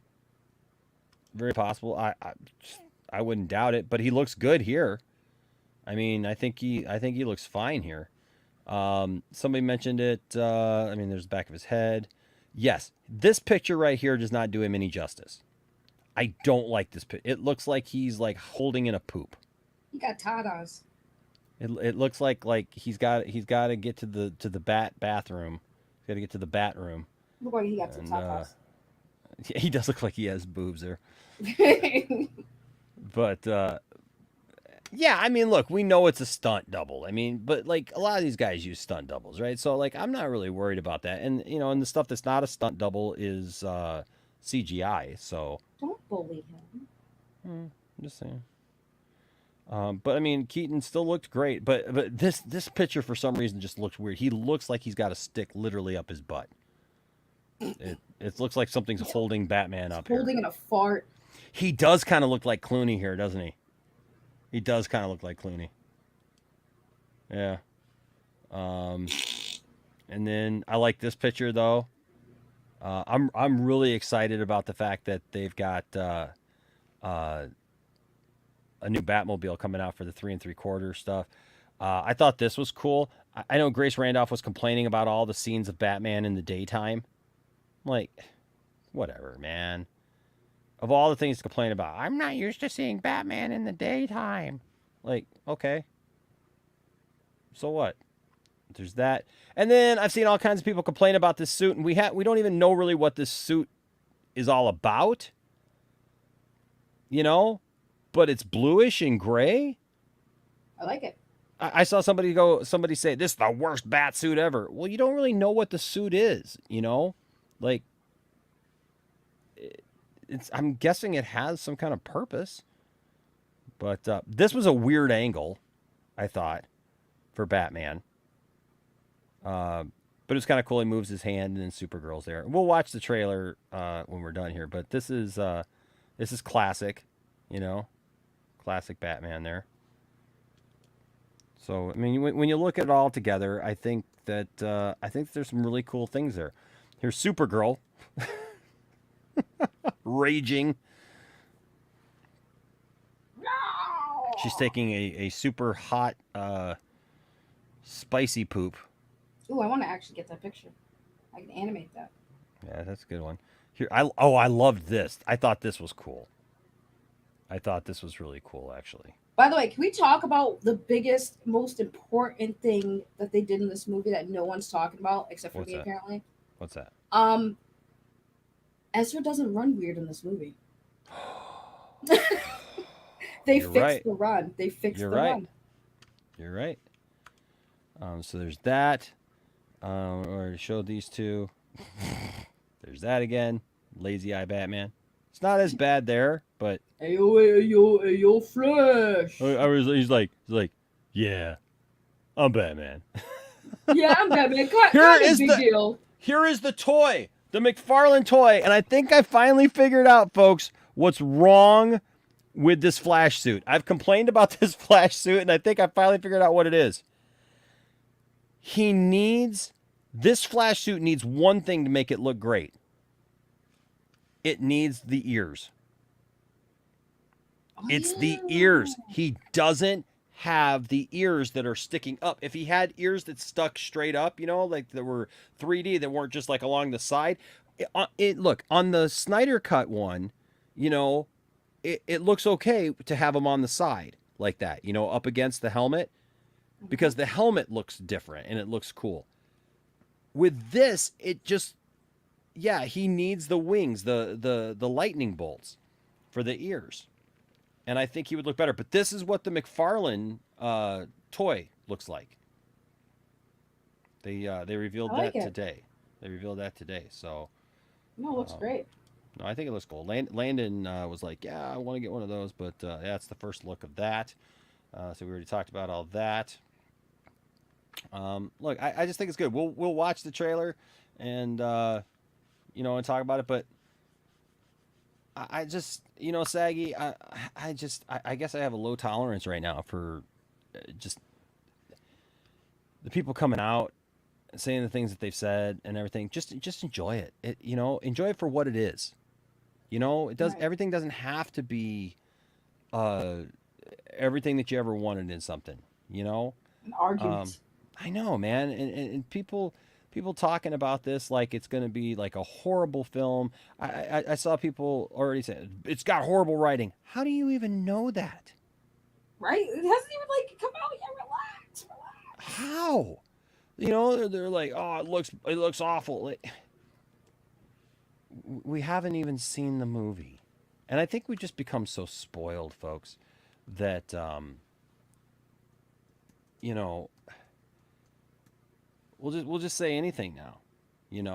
If it's something that we don't like, we just got to prove a point. Now, which one should we watch? I gotta the main one. I gotta remember which one is the main one, because there was the official trailer, and then there was one that had like a little bit more stuff with it. So I watched this one, I know, and there's one more that I watched, but anybody got any eyes on the whoops. There we go. Which one? The Super Bowl spot. I think it's the one in Super Bowl spot, right? Is that the one that has the extra? The Super Bowl spot has the extra stuff, yeah, but that's like a couple seconds. Yeah, that one's the small one, yeah. The top one? Yeah, the one that's shorter is the extra one. Yeah, okay. All right. Speaking of Discord servers, you can follow our Discord. The link is in the description below, and come and join and have some fun. We got all kinds of fun stuff going on over there. Okay, let's watch this, and then I'll give my yellow lightning. What's happening? You changed the future. Now that's blue lightning. I thought that was cool. That they show the difference here. This is a cool shot, though. Yes. I will say, I hope that they don't try to go too crazy, like trying to change the, change like the Man of Steel narrative. But I will just tell you all this. Okay, great. Oh, I will look for it. I will definitely look for it. But I'll just tell you all this. If for some reason this is different than Man of Steel, right? Remember this, Bell, and this is what I would tell you. This is not Man of Steel. Man of Steel happened. It's a different universe. In this universe, when Zod comes, I know it's hard sometimes to distinguish when there's different universes, right? But the thing is that in this universe, when Zod comes, Superman is not there. and Supergirl is the hero of that Earth. This is a common thing in DC Comics, Saggy. It's a common thing in comics with multiverse, that like anything is possible, right? So, yeah, I could see that. I could see being frustrated with the fact that like it looks like he's like in a remote place, so maybe they're trying to make a thing of we're not going to have him in the city, because Superman should take him away from the city. And I disagree with that idea that Zod would have left the city of Metropolis, because that was the whole point, was they were terraforming there. But that's the thing, is if you read comics, and Saggy, people give me a hard time. I've literally had people yell at me about the fact that I know the comics and I read comics and I know what happens in comics, and they're like, well, it doesn't matter what happens in comics. It kind of does. And here's why. Because the comics are the reason why these characters exist. Everything doesn't have to be a beat for beat, recreation of that. But when we're dealing with the bigger ideas of like multiverse, it does matter, and you do need to kind of know what's happened, right? You do have to know what's going on. And so with this is a multiverse. So in this world, Supergirl is there. And there are plenty of worlds in the comics where Supergirl is there, but Superman's not there. Because remember, it's infinite Earths. It's every possible scenario you can imagine. There's a world where squirrels are the superheroes, and all the people are humans, but the squirrels are the superheroes. So you got Bat Squirrel and Super Squirrel and and the Flash Squirrel, whatever. There's infinite possibilities. Whatever stupid, crazy thing that you could possibly think of, it exists. And that's the beauty of multiverse. And I know that there's some people who hate multiverse, and they'll say, well, you can't do that. Well, yeah, you can, because it's multiverse, right? Exactly, Angry Canadian. Anti-fans would go nuts if they introduced 80s What If DC Universe. And that's the thing. There were lots of great stories that were told that way, and that's what this is. This is a run through the multiverse. Come on, Spherical Man. Source material does matter. Sometimes. Not always, but sometimes. You changed the future. This is cool. Obviously, there's been rumored that he has to go back and that Barry doesn't have powers, doesn't have meta powers, so they try to recreate him getting his powers. And that's how this Barry gets his powers. And you changed the past. This almost has like a Back to the Future quality to it. All I know is, why did they make Ezra look like friggin' Clark Kent? I saw this and I was like, why did they have to make it so dramatically different where now Ezra looks like Clark Kent? And also, I want to say this. I know people have been talking about the color thing, and if you learned anything from Power Rangers, colors matter, people. So I'm telling you, I wouldn't be surprised if they're going to be setting up for a Reverse Flash. I would love it. Because I was watching the Film Junkie tonight, and he brought up a lot of points that there's a lot of yellow in this movie, a lot of yellow and red guys. Oh, look at the other Barry there. He's wearing yellow. That's what I'm saying. And then even when you see the shots, there's a lot of yellow tones. And I'm curious because like I said, it's not a coincidence that they pick out specific colors, guys, to kind of, because like I said, you have Barry on the left who has a shade of red on the thing. So I mean, it makes sense that this might be getting, this other Flash to be a Reverse Flash. And don't forget the Dark Flash link on this. Yeah, because Dark Flash is in there. Okay, Spherical Man, thank you for clearing that up. I appreciate it. You know what, guys? If you say something that I don't see maybe the context or whatever, just understand. Sometimes I just address stuff because there are people who do come at me with that stuff, right? That they come at me and they act like the things that I say don't matter. When I'm talking about continuity or comic books and those things, because it's movies, it doesn't matter. Well, it does kind of matter when that's what these characters are, and that's who these characters have been. Here with a $2 super chat, thank you, says this movie will break the box office word of mouth. I think so too, as long as it's as good as it looks, man. I don't see the test screening said that the test screenings were very well received, guys. Don't forget, there was a test screening. There's a couple of them, and all of the people from test screening were like, it's good. It's good. You guys are going to love it. And I'm like, all right. Yeah. So, okay, we got a member chat. So I got to go over here to do this for the member chat. I believe in you. Thank you. I appreciate it. And then, see, I shared it, but it didn't share. So then I got to go over here and share it. So here we got Anthony Beltre here, who's been a member for 17 months. Dude, you're awesome.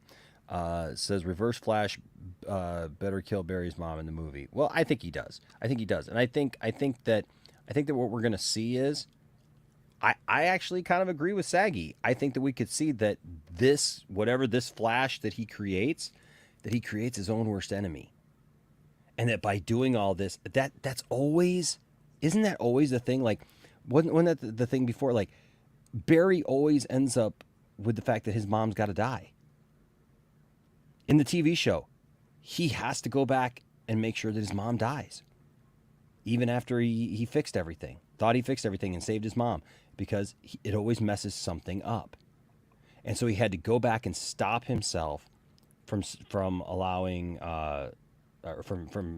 he has to stop himself from stopping Reverse Flash. And so I think that it's very possible, Saggy, that you're onto something there. Look, Fourth 1000, I get that Barry 2 probably shouldn't be Reverse Flash, but who's to say that character doesn't go on to maybe take on the moniker of Eobard-Thawne, right? I mean, it's like I said, this is just all speculation. Yeah, it's all speculation. Clue. And like people are saying that second Barry could be Dark Flash, and that could be true, but it's like I said, it's weird because again, in Angry Canadian, I'm gonna call you out. You say that's not the only time you see yellow. Play the rest of the trailer. There's a lot of yellow undertones in this trailer. Okay, so let me put the trailer back in again. All right. So then let's see. Go back to it. Here we go. First of all, cool to see. It's just cool to see Affleck's Batman back in business. Right. Oh, we already passed the part with the kid. This scene in the beginning where the kid. Go back to the kids. Is that in this one?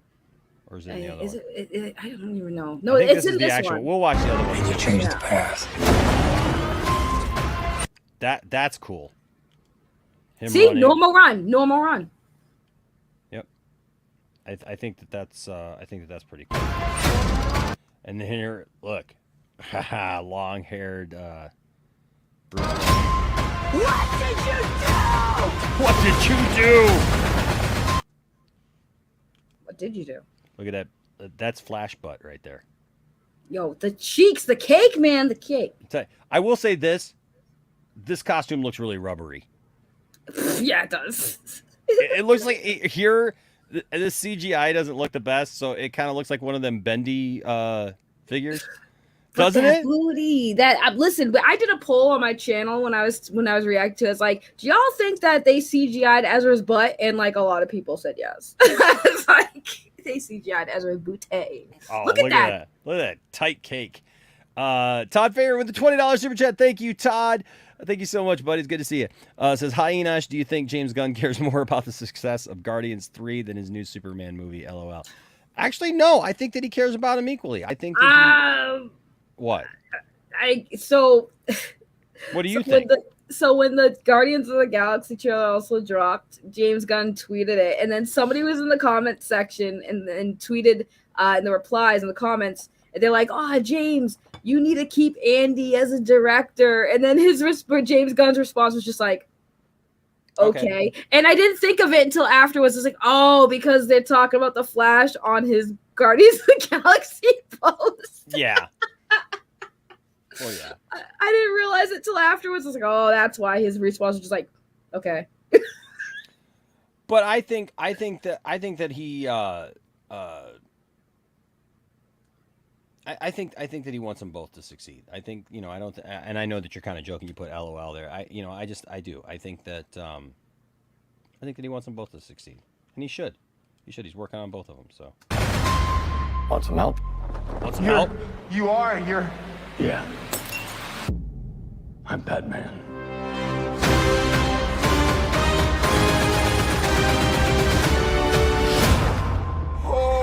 Oh, I'm sorry. There's something about that Batmobile.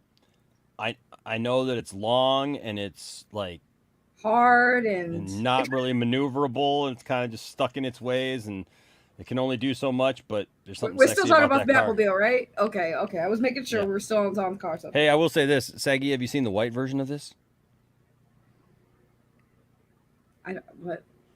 The white Batmobile? There's a white Batmobile, or are you just making hold a on. sexual No. innuendo? I'm not making. No. I mean, it kind of, it kind of sounds like it, but hold on a second. White Keaton Batmobile. Let me see if I can find it here, real quick. Why is somebody saying no? Oh, here it is. I'll tell you what. This car looks great black, right? But check out this car that this guy made. Let me see if I can make it big here. Hold on. Oh, there we go. Okay. So check this out, Saggy. You guys, if you guys haven't seen this, I mean, this Batmobile looks amazing, as a black car. But look at, why can't it just bring it up when I do it? Look at that. That's pretty. That's pretty hot. Sexy. That's That pretty is sexy. sexy. It looks good white. That's weird. But I know. I saw this the other day and I went, "Oh, that's pretty nice." I mean, that's a nice looking car right there. Okay, we whitewashing cars now. Apparently, it looks good. Yeah, we'll whitewash these cars. Yes. It just looks good, man. Right? You guys tell me in the chat, am I not losing my mind here? Like, this car looks really good white. I was so shocked. I came across this and I was like, dang, man. Excuse me. It just kind of, the black parts of the car are just really highlighted really nicely, I think, because of navy blue would be an interesting color for it, for sure.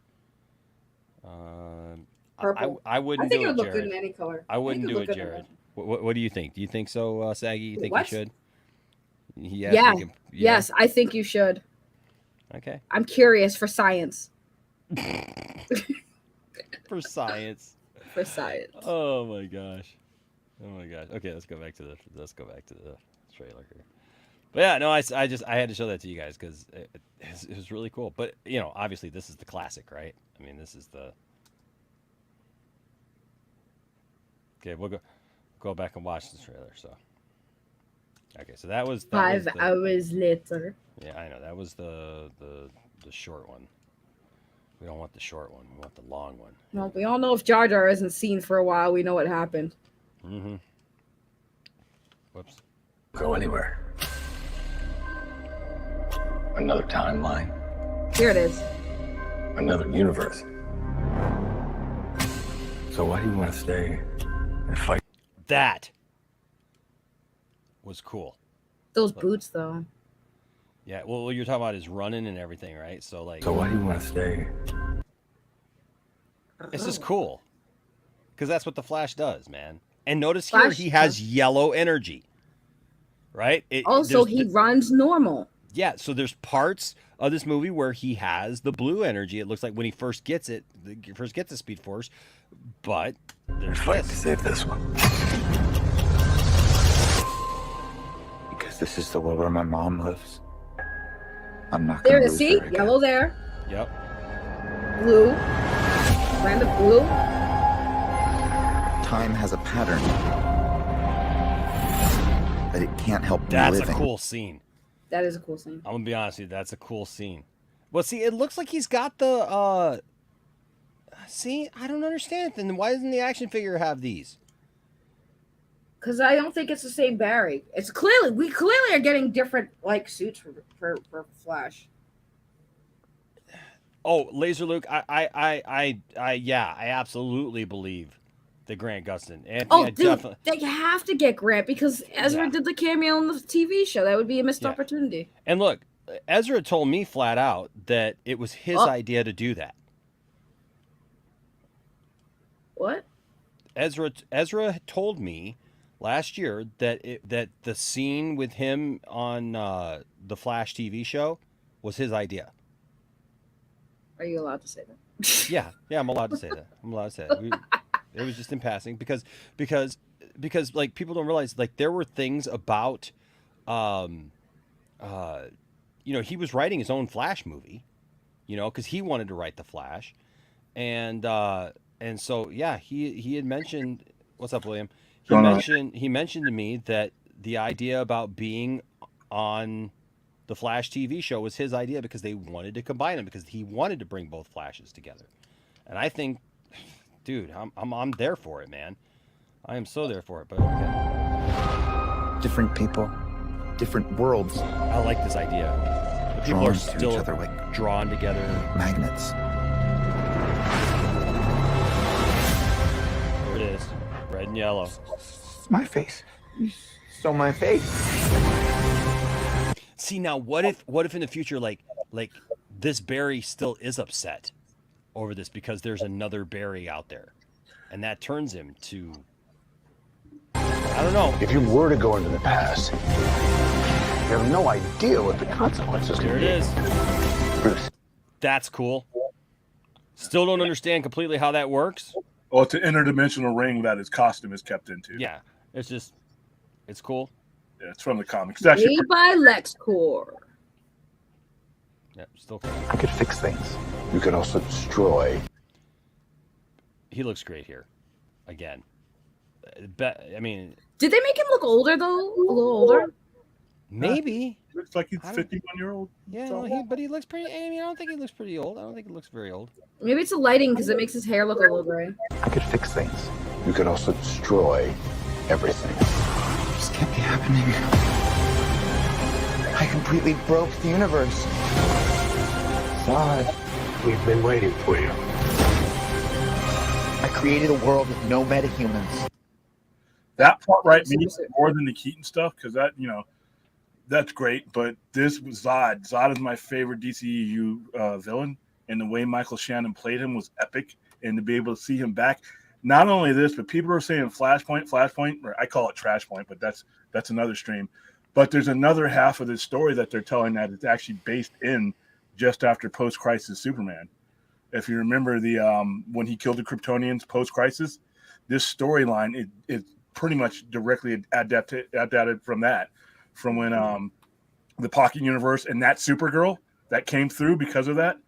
So that other half of the story is actually being told from something that happened over 35 years ago.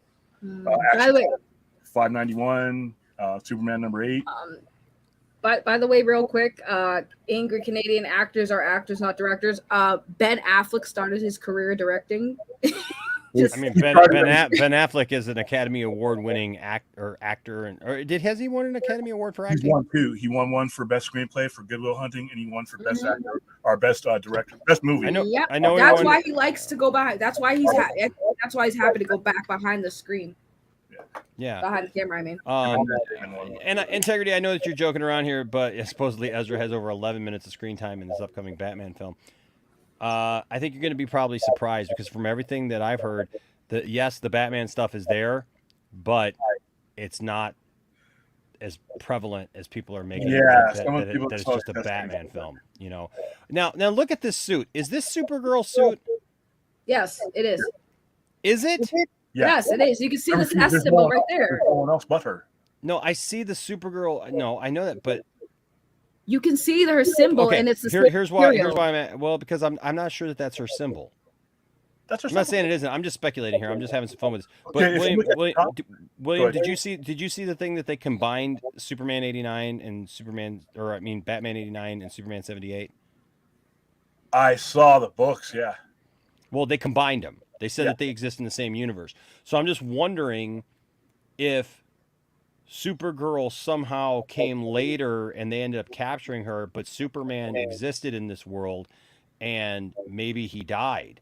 Because this costume, I'm just looking at the gauntlets, and stuff. It looks, it just, I don't know. To me, it looks a little, a little more like right here, like these gauntlets. I don't know that I see those in her outfit. I see the cape and everything. Well, what happens though is, like I said, Superman, I think, doesn't even exist and somehow because remember, she was sent first, depending on who they're using too, what canon they're using. You see what I mean? But I'm just wondering if they're going to try to actually bring it into the comic book canon, because the comic book canon now says that Superman 78 and Batman 89 exist in World 789. Yeah, they did that way late though. I don't know if that was. Oh. I don't know. Yeah, it's possible. It's possible, but I did not. When they did that combination, I think that happened I'm not because I remember getting those Batman 89 and those comics actually have them sitting right next to each other. And so they did that fairly recently. I think this concept was, remember, this movie's been taking forever to get made. So whatever. That's true too. Yeah. Okay. Well, here we go. So here we have, obviously, this is a nod to, oh boy, this is a nod to Flashpoint with Superman, And now there's no one to defend us. Want some help?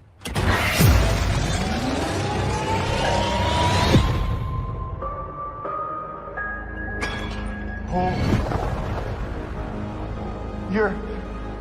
You are? Yeah. I'm Batman. Again, he does, in the suit, just looking at him, he doesn't look like a 70-year-old man. No, I need to aged him. I watched, because we were watching the Super Bowl at the store. I was watching it with people that were in their 20s and were looking at me, because someone else was with me that was my age, and they got all crazy. And then they're looking at us like we're aliens, because they didn't know who that was. They know who the Ben Affleck one was. Like when Ben Affleck talking, they didn't know who Keaton was? Nah, they're in their 20s, man. It's just that was my concern. Here's the thing, and this trailer really helped my concerns, because remember I was saying, we're gonna have a 73-year-old Batman that hasn't been on the screen relevantly in over 30 years. Yeah. Please tell me that's not going to be your linchpin of your movie. Now that I've seen the trailer and I see what the basic plot is, I think this movie is going to be amazing. And then the cool thing about this movie is this is going to be the standard going forward for Gunn. He can't peel back from this. If you put this out and it does well, this, more than anything else he's doing, will dictate the standard. It might even change some of the things he's thinking about, depending on, because you have a potential $1 billion movie here. Potential. I'm not saying it's going to make it. Yeah. No, potential. You got the key ingredients are there. If the pie gets baked correctly, then I think we're good. Fourth 1000 here with $10 super chat says, I would give this movie credit if, in opposition to Superman and Man of Steel, Supergirl agrees to Zod's plan to take over the Earth. Why wouldn't she? Held in a government lab her whole life. Because she knows what Zod is. Yeah, I think she. Yeah, I think that's the answer to that. Fourth, that she'll know, and that it won't just be a thing of like her morally making a decision, but basically making a decision knowing who's on. Know he is done. Yeah, who's on. By the way, thank you all. There's 86 people still here. Please hit that like button if you would. Appreciate it. All right, so he's Batman. Yes, he's still Batman. He's got a lazy eye, but he's Batman. It was real. Yeah, Adrian. He's over there. Hey, Alfred, cut me. Yo, Ezra, nothing's gotta do. Just Adrian. This is cool. That track, though.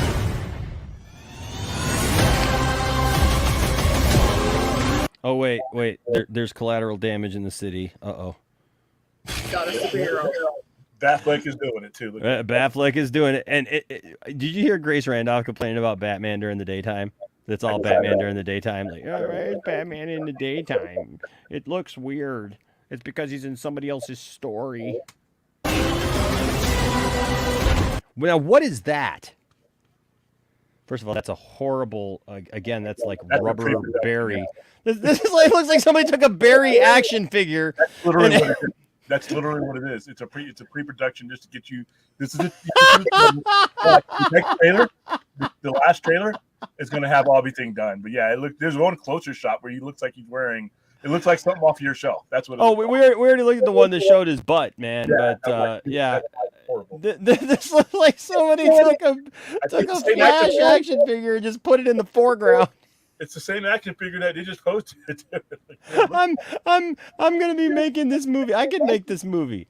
I'm gonna take my Barry action figure and be like, I'm standing here and stuff Look is at the happening. trash can. Is that a trash So can? wait, when are we getting the Enosh Flash track?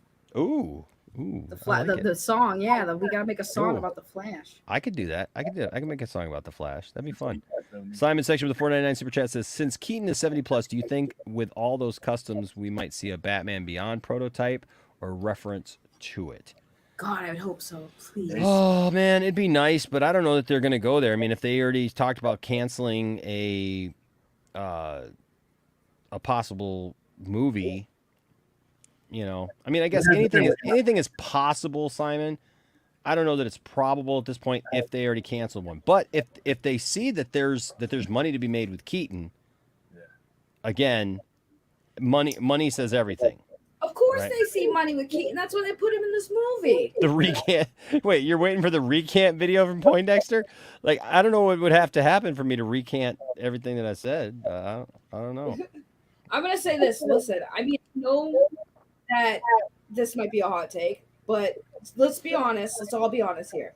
I feel like if it wasn't for Keaton's inclusion, I don't think the movie would have done well. I'm not gonna lie. I think with the cameos, it wouldn't have done well without Ben. It wouldn't have done that well without Keaton. I think that was a smart move, and I think that they knew that, which is why they asked Keaton, and he said yes, because there is money to be made by having those nostalgic cameos in this movie. So yeah, there is money to be made. You know that they need to find a place for Keaton in the future for the DCU. That's what the issue is where do they place Keaton, and that's why I've always said Batman Beyond would be perfect for him because he's at that age where he doesn't have to be in the bat suit and have the extras. He could just play a really good Bruce. My question is a Batman that hasn't, and I'm not knocking Keaton. I paid the money as a 14-year-old to see him. But like I said, is a Batman that hasn't been on screen for 30 years, and you've had Batman in between them. So you have literally two generations of Batman. Is that going to be what pushes something over the line? I think the movie. Dude, I think you're undercutting what Michael Keaton has a potential of doing, because I think most people, I get it. Yeah, there's some young 20-year-olds and maybe don't know anything about it. What's the median audience? What's your median audience, though? I don't think that it's necessarily them young kids with this movie. No, but even, I mean, so like I said, literally, if you were born, dude, everybody I know, literally everybody I know from everybody that I know in their late 20s to my age and above are excited about Michael Keaton enough to push this beyond what a normal. Yes. That one I doubt. I mean, I could be 100% wrong. But I'm just telling you. Everybody that I know who has seen this trailer, we talked about earlier, everybody knew that Michael Keaton was going to be in it, but they hadn't seen Michael Keaton yet. To see Michael Keaton in this, they have been. I've just seen nothing. My Facebook feed has just been filled with people who are super excited. Wait. My DMs are filled with people who didn't recognize him. But what's the dollar amount that you think this could pull in, just as is, from what you saw in this trailer? If you had to guess. Oh, it's 800 million more. I think the possibility is there. Well, if the story is as good as we think it is, and it actually ends on a satisfying level, and it actually maybe has some pieces that actually bring in people who have been griping and complaining and saying I'm not going to go see the Flash movie, blah blah blah blah blah, then it has that potential. So my thing is, yeah, J Money, I'm right there with you. I think it should do at least 800 million. Well, do you think that it's possible, because Gunn already confirmed that Clooney is not going to be a thing, at least for the future. We don't know about cameo, but do you think that maybe this is setting up for Keaton to do the Brave and the Bold? Or do you think they're going to cast a younger Batman? He's pretty much put out that he's going to, as far as what I've seen, that he's going to cast, because he needs mileage from whoever he cast. Right. So it's going to be. But here's the thing, though, and he's been ambiguous enough, speaking in the riddles, that he's leaving things open. Things aren't as rigid. I mean, he can pretty much go where this movie takes him, and Aquaman after that, because Aquaman would be the testing ground after this, because Aquaman is going to be the very next movie after whatever happens in Flash. So even though he's announced his slate, he's left himself a lot of room for, if this movie goes bonkers and let's say it does $1 billion, money is going to dictate the direction more so than any particular one person does. Yeah, but I'm with J Money. Look, he already said that he's going to have a new Batman that's not going to be Clooney, and it's not Christian Why Bale. would it be Clooney? I heard that come around. Why would it be Clooney? Well, that was what some scoopers were saying that they were hearing, that it was going to be this older Batman, and then it was going to be a Batman that we had already seen before, and that only leaves two Batmen. Because Keaton's already in it. Val Kilmer is out of the question because of health reasons, and so that left Clooney and Christian Bale. And people were saying, well, Christian Bale's not going to do it, that they're not bringing him back because his story was done. They're going to try to revamp Clooney kind of redeem Clooney's Batman, kind of in everybody's eyes. But the Keaton factor kind of hurts that because all those Batman, they're still playing the same guy. Well, kind of. They've alluded to the fact that it's different. Because those worlds look completely different.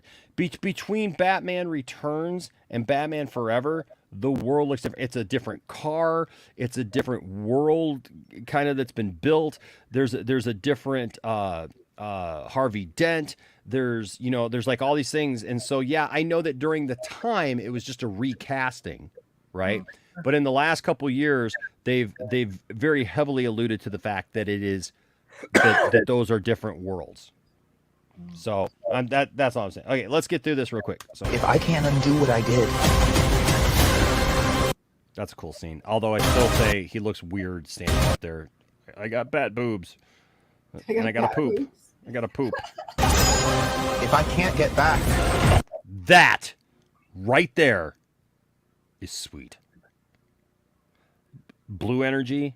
Yellow energy. Oh, So I think the other Flash, the one in the yellow, I think that's the blue one, and I think that's why I'm like on the fence, because is it possible that the yellow is symbolizing Reverse Flash? Sure, but we also already know Dark Flash is going to be in it, and that is a dark suit, and it's blue lightning. So I mean, it's possible that everyone's right that could be at some point he's going to turn into Dark Flash. But I also think that I don't know what I think anymore. Well, it's going to be the reason why I believe that. I just lost it. Well, because remember, Barry's trying to fix things that might screw up some other Flash's life. He may not, Dark Flash may not want, these things fixed. So it's this is a very intriguing. I mean, this is the best trailer of the whole Super Bowl. Yeah. Yeah. Okay, so we got to do this because I gotta. there might not be a future. Yep. That was kind of cool. The punch. She's hitting her. Is that her fighting? Falcon punch. Sorry. Okay, so here's something interesting. If you slow this down, so here is our Barry, right, coming down here. But then you got Daredevil. Well, you got Batsuit Barry back here. It's Daredevil. Here in the background. So that's kind of what is that? Is that the Batwing? That's the bat. Yeah, that's the Batwing. That face. That's the O face. Like Dr. Manhattan when he first became Dr. Right. Punch. Really CGI. Punch him. Trying to see if I missed it, It's out of sequence too, so it's really tough. Yeah, right. So people are complaining about this bat suit. I don't know why. It's a cool. Tactical suit. It looks fun. Okay. Did you see that? So that looked like Dark Flash right there. Oh, could be. No, the Dark Flash is the one that's kicking. That's not Dark Flash. Dark Flash. If you remember the toy league, right? Dark Flash, and then they say it. Yeah, but look at the costume though. Okay. So there's Batfleck. That's fine. Oh, I guess. Oh, why? Wait, why is he kicking Flash? Oh, okay, interesting. Yeah, so there's Flash, but okay, so check this out though. There's red in this costume. Yeah, but it's blue. It's blue lightning, and you can see the yellow on the boots a little bit. But remember, we just saw the Flash in Tornado, and behind him was the second Barry in the red outfit. Oh, What that if is a different something one. happens and now all of a sudden, because look, you can tell. Wait. That is him. Look. You can see the cut off bat ears.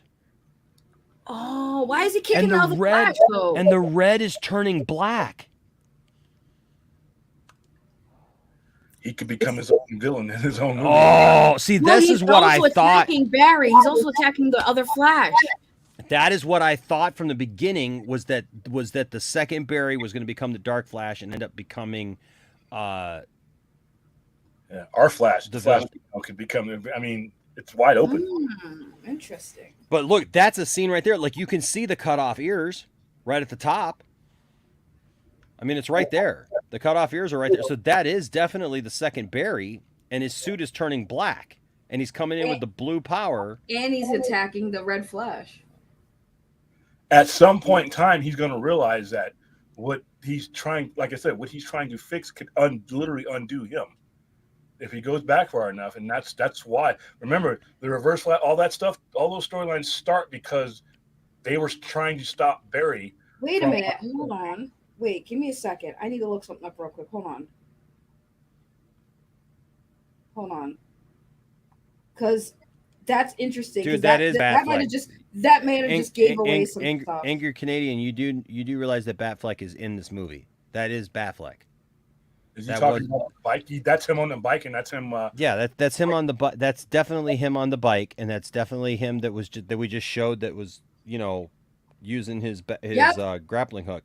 So I mean, we know we already showed it. Ben Affleck's in this movie. That was Batfleck, bro. I think it'll do more than 650 fourth. No, yeah, I think you guys are right. I think because I'm looking at the Dark Flash suit that leaked, and the toy. Yeah, it looks like there's a lot of red and black in there. Well, so, and the face, and I think that they're hiding the fact that there's those cut off ears by the way that they did the how the face is covered, and all the stuff kind of goes back up. If you look at the toy. Yeah, I'm looking at it now. There's a lot of black and red, so maybe I think you guys are right. I think the second Flash does turn into Dark Flash. And they did put that out. I heard a lot of that going around from a lot of different people, but it makes sense. I mean, that's dude. It literally is him. I don't know what to tell you. Like they're both in this movie. That's already known. So we have a drunk Canadian. Now we got an angry Canadian too. Angry Canadian. Dude, we already showed him in the trailer. Didn't you see him in the trailer? I mean, how far back do we have to go? Hold on, where is he? Also, I'm laughing at the fact that I always thought there were three berries, but it was just a Supergirl who looked like a berry. There may be more berries than we know. I mean, there's literally Ben Affleck right there, dude. He's in the movie and he is Batman. Like he literally has done interviews talking about how this was the most fun that he had coming back and playing Batman. That scene right there, where you see the face, the Zod's face coming through the TV thing, like you did in Man of Steel. Yeah, that really gave me chills, man. I mean, one of the best things about that movie. Yeah, that's him. Yeah, no, I mean this is Affleck, dude. Okay, so who is where is that scene again?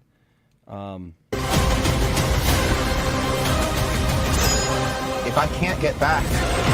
Okay, so there's that. Notice that you got the lightning bolt over here, right? So they're not working together. They're working. No, dude. This is Ben Affleck's Batman. Somebody tried to tell me that was Bale.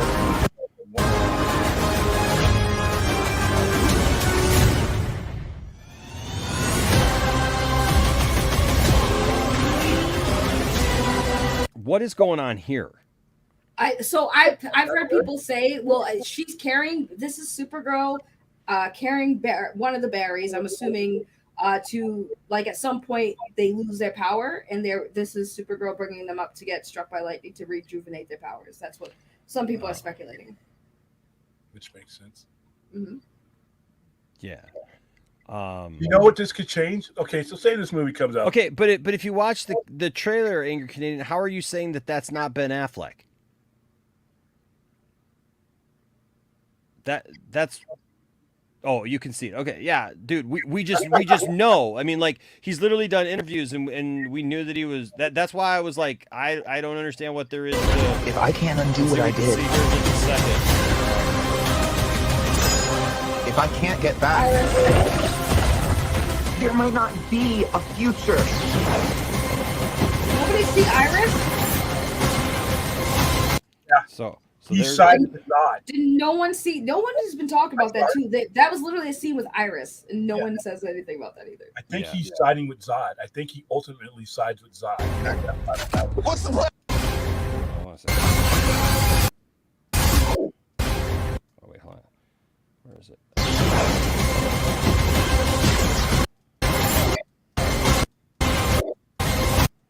Yes, I mean, and that's. Look at the cowl. That's clearly his cowl. Yeah, I mean that's his cowl. That's his grappling gun right there. Yeah, man, that's his belt. You know, and that's his bat symbol. You can see the bat symbol right there. But yeah, it's definitely. But that right there, that scene right there, of him jumping in there like attacking him, dude, that's definitely the other Barry. So yeah. So at some point, he sides with Zod at some point. What's the play? Batman, what do we do?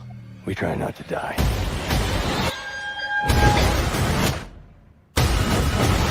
now she just killed a bunch of these guys. You realize that, right? Murder. You know what I mean, this movie looks like? She just whipped this guy around and threw him into an explosion behind her. It's okay. He's Russian. Nobody cares. And she's just going in the footsteps of Keaton, just killing everybody.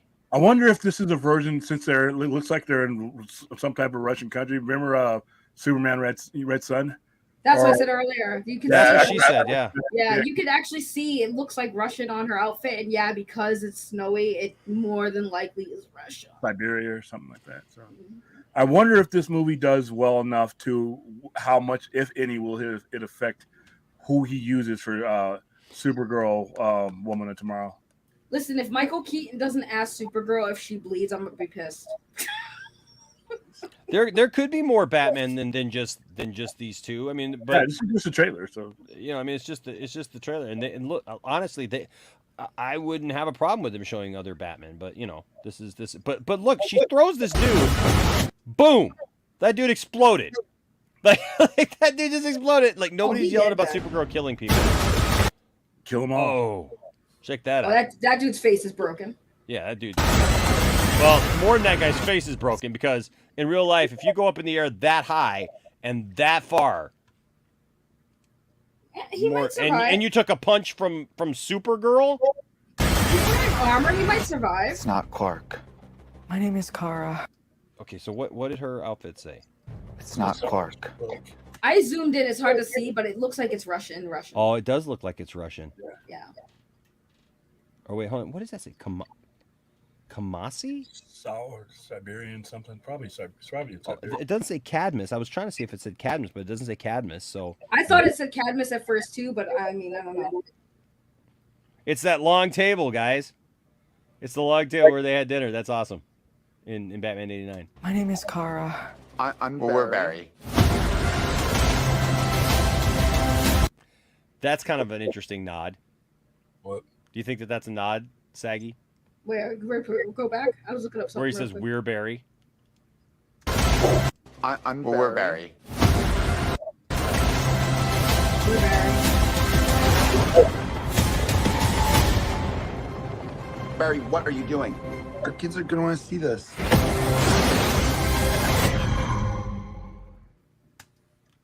Everyone asked about that line. Our kids want to see this. My theory is that the other Flash has a crush on Supergirl and is like making jokes about having kids with her or something. Well, yeah. And one thing I will say though is that out of the you got it, Sarah. Thank you. If you look at the Flash as far as the rest of the Trinity goes, outside of Wonder Woman, Superman, and Batman, you know, it's kind of a drop off. To where they put these other brand names in here to support that, because this was done years ago before we had different management, different ownership, all that. So they may have not had enough faith in Flash as a character. It had nothing to do with Ezra. It's just Flash as a draw. because outside of the Trinity, you know, Aquaman, you got lucky because you casted a MILF magnet that brought them out and brought their money with them. But outside of that, yeah, it's like Batman, Superman, Wonder Woman is their trusted brand. So that's why you have all these Batman. You have the red S. It's not the red S that we're used to, but that's the most recognizable symbol in comics. Yeah. So it's a good movie. Like I said, I'm looking forward to it. And like I said, this could, you know, I'm pretty sure James Gunn is being at this. If this does well, and then Aquaman off the heels of this does well, it has to alter some you know, or shape what he's doing to some point, not completely, but to some point. Yeah. No, look, I think it's awesome. I don't understand anybody acting like it's not a great trailer, or acting like it. I've seen people just, this looks cringy. It looks crappy. It looks, you know, it looks like, you know, whatever. It's like, no, it just doesn't. It looks really good, and you know. Now the question is, and we end the night with this: is this possibly the most important DC movie ever? Yes.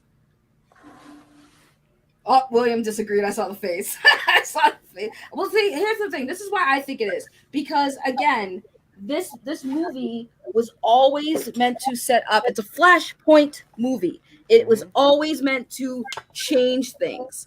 So, with Snyder days too. So.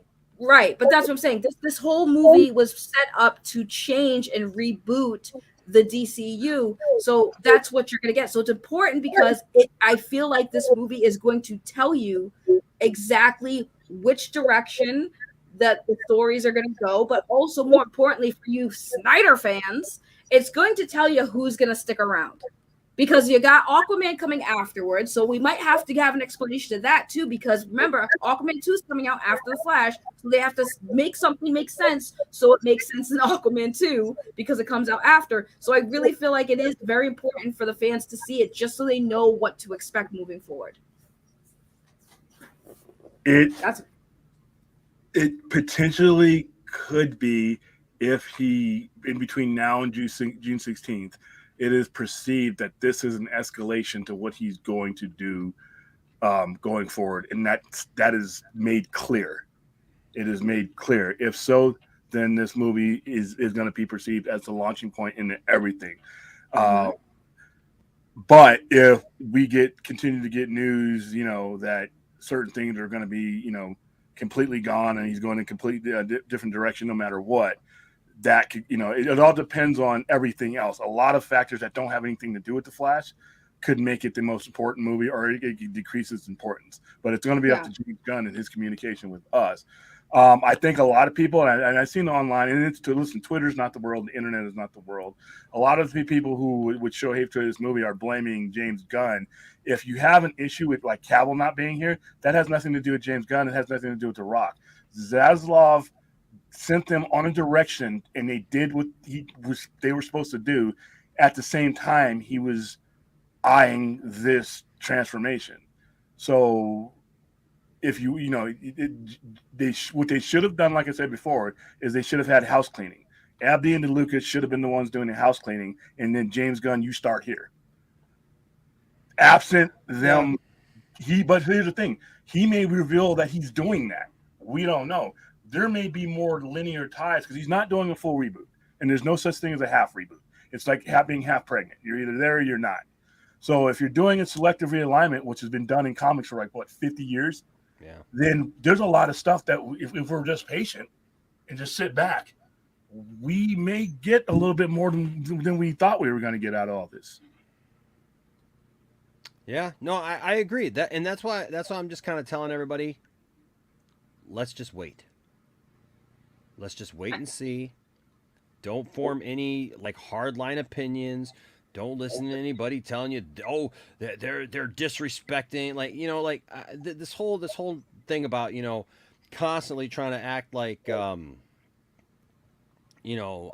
James Gunn is just out to undo Zack's stuff and he can't stand him and stuff, and then, you know, he even comes out and says, look, I just talked to Zach. No, you didn't. That's a lie and stuff. Like, why would you lie about something like that when Zach can easily come out and go, no. Okay, but this is made, whether this is true or not, we're on the outside. We don't know how this is. We just saw a trailer that has been realigned to lead into a whole bunch of other stuff. Why the cameos are gone? Did the cameos fit? The cameos were approved before James Gunn take over. Will we ever see Cavill? People act like Cavill's leaving the planet just because he's not going to be in Superman Legacy. There's I never he could come back. I said that earlier. We don't know where this story is leading. It could be leading, William, to some big, huge, conclusion 10 years from now that crosses universes, that adds characters, that does everything. And can you imagine all of the griping and complaining, and people just didn't realize that there was like this whole thing waiting in the wings for them if they would have just been patient.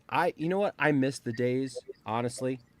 I honestly miss the days. And I know this makes me sound like an old man, but I miss the days when we didn't have all this information before. Yeah, we just didn't know. It's like wrestling. It's like the wrestling. Yeah, wrestling is not knowing what was going to happen. Listen, wrestling has become the very same thing. It's like we know all this stuff. We know the difference between kayfabe and all that stuff, and we just it's hard for some people to even carry on watching wrestling at some point because it just becomes unbelievable. You know what I mean? Yeah. And so they're constantly trying to push the envelope to try to make it as real as possible because we all know that it's predetermined outcomes. And so it's hard to root for something after a while, but again, you're right. Like I kind of long for the days when we didn't know. We just looked up a magazine and would read little excerpts of this could possibly happen or that could possibly happen. Go ahead. I have an idea. Yeah. Listen, people, I want you to hear me very loud and clear. If you guys really, really think y'all can do better or your favorite scooper YouTubers can do better, instead of using hashtag selling the IPs or hashtag fire James Gunn, why don't you petition for one of your favorite YouTube content creators who think that they can do a better job than James Gunn to get a seat at DC Studios to see if they can make it better for you? Because I think that would be more logical than making hashtags that aren't going to do anything. Now, the hashtag when it came to Netflix, and I heard your reasoning for it. I gave my reasoning for it, or your reasoning against it. And I don't think there's any confusion involved, and I don't think there's any competition involved if you do things right, because it's done all the time. However, since then, the more I've evolved and thought about it, and I've been saying this, I think it was a Brodan channel. The person that benefits from resolving what came before isn't any particular sector of fans. You don't do business. I don't not caring about the fringes is James Gunn himself and him going forward. And like I said, my idea was this story still needs to be bookended and told, not for any particular fan group, but for the integrity of the product. You're bringing people in to see these movies. You're going to bring a brand new DC fan in to see Superman Legacy potentially. You want that to be a doorway into everything that you've produced the last 15 years. And you can't have this broken mess there if you want to continue to draw money. What they need to do is they need to take every part of this preceding universe, and they need to make box collectible sets. And they need, in each of those sets, they need it animated wise. And animated not because it's cheaper as well, but because it's cool. Animatrix, Blade Runner 2049, and you tell each story.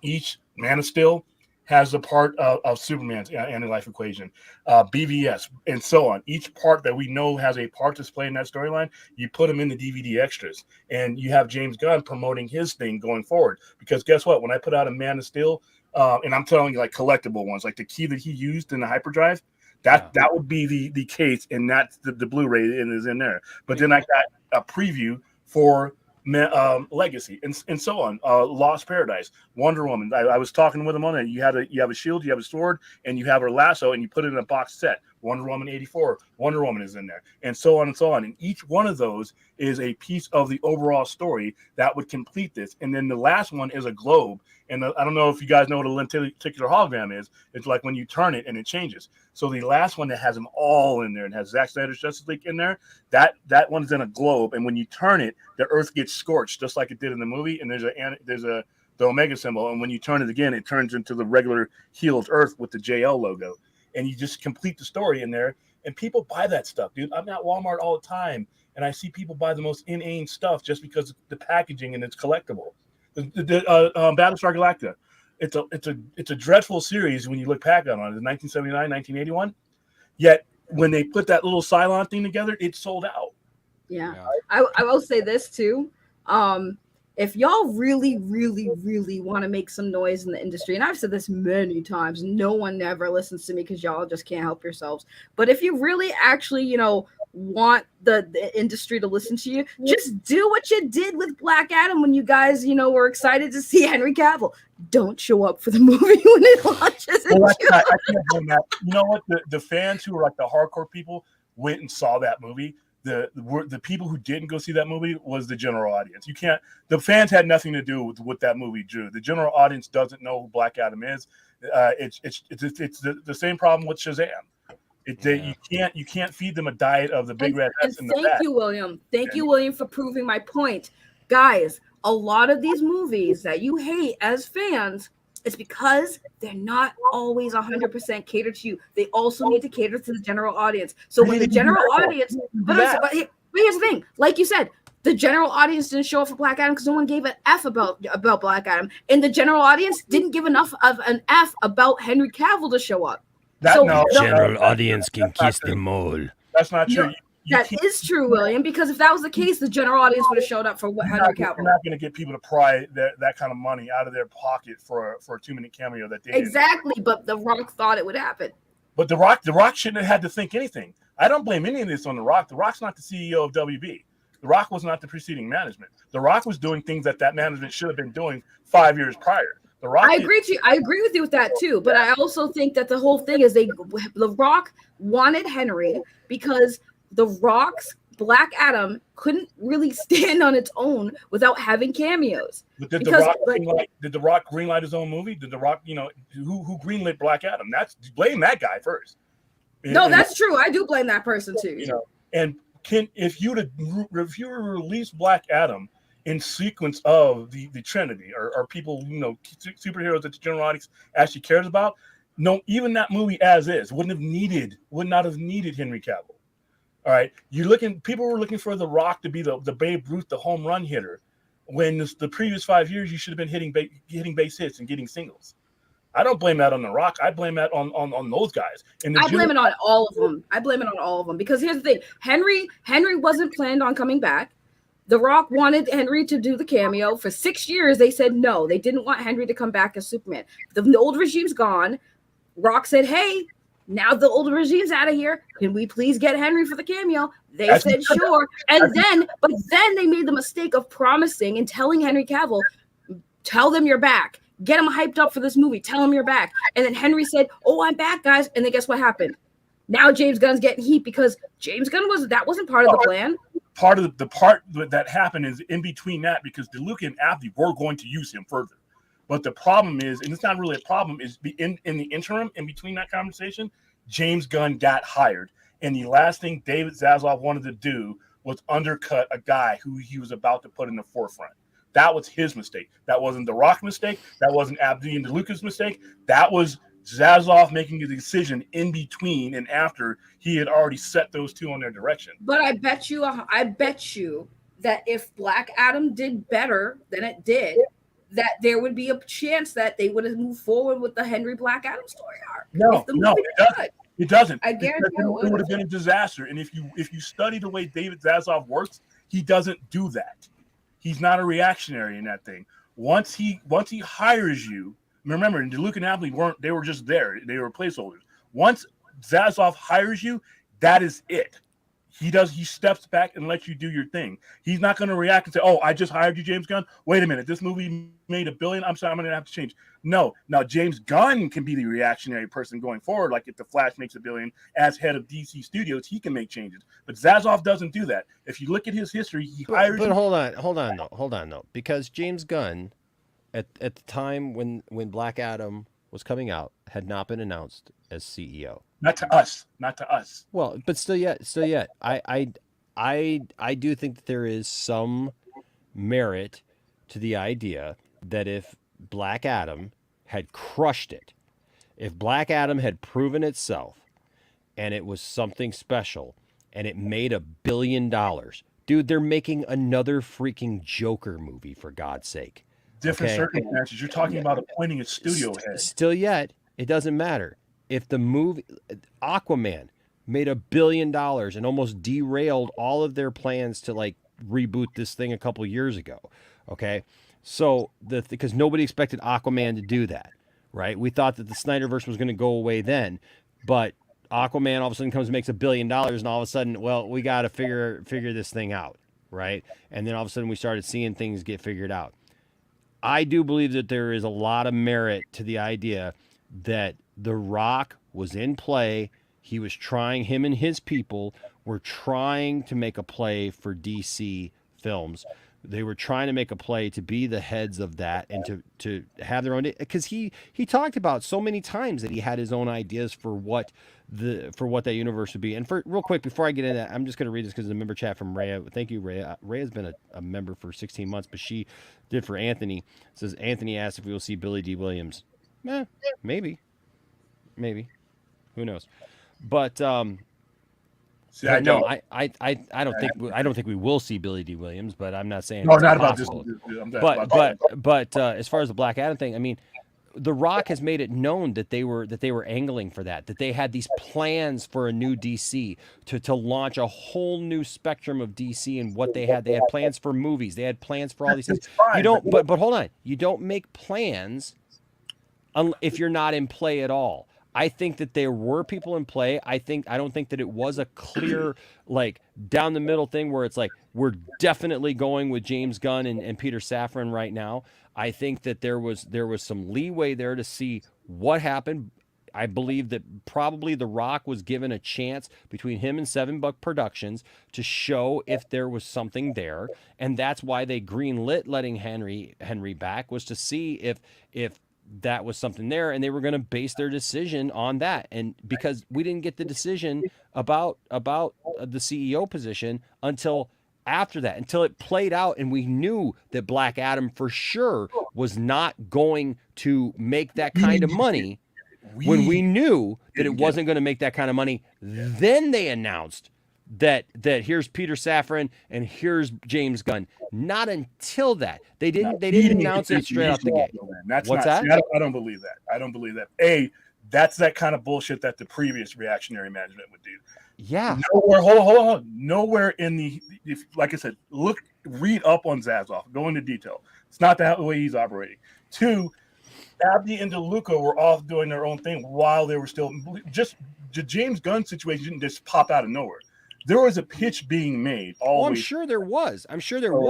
But in that same thing, I think that there were 2 pitches being made. I don't think that they were just entertaining one direction for DC, because I think that Zaslav probably saw it as important enough to look at all angles of it and to make sure that they were making the right decision. And I'll be honest with you, I think that they made the right decision, because I think that The Rock is too full of himself, and everything would have been centered around The Rock instead of being centered around the real characters that it should have been. And I think that his Cavill play, obviously, yeah, he tried for 6 years to get Cavill in it, but I think that real push to try to go around everybody and go ahead and get Cavill in it anyways was his. Look who he was going around. Well, I know that. I get that, man. I get that. But I'm just saying that was still his power play, his last minute try to reach around and get some kind of torque on that situation, and it just didn't happen. Because it was never going to happen. I believe that Zazoff was further along in that decision making. We just didn't know about it. Well, my thing is, if reactionary has failed. That's why. William, if you go back and look at like all of the promotional stuff that The Rock was doing, it did sound.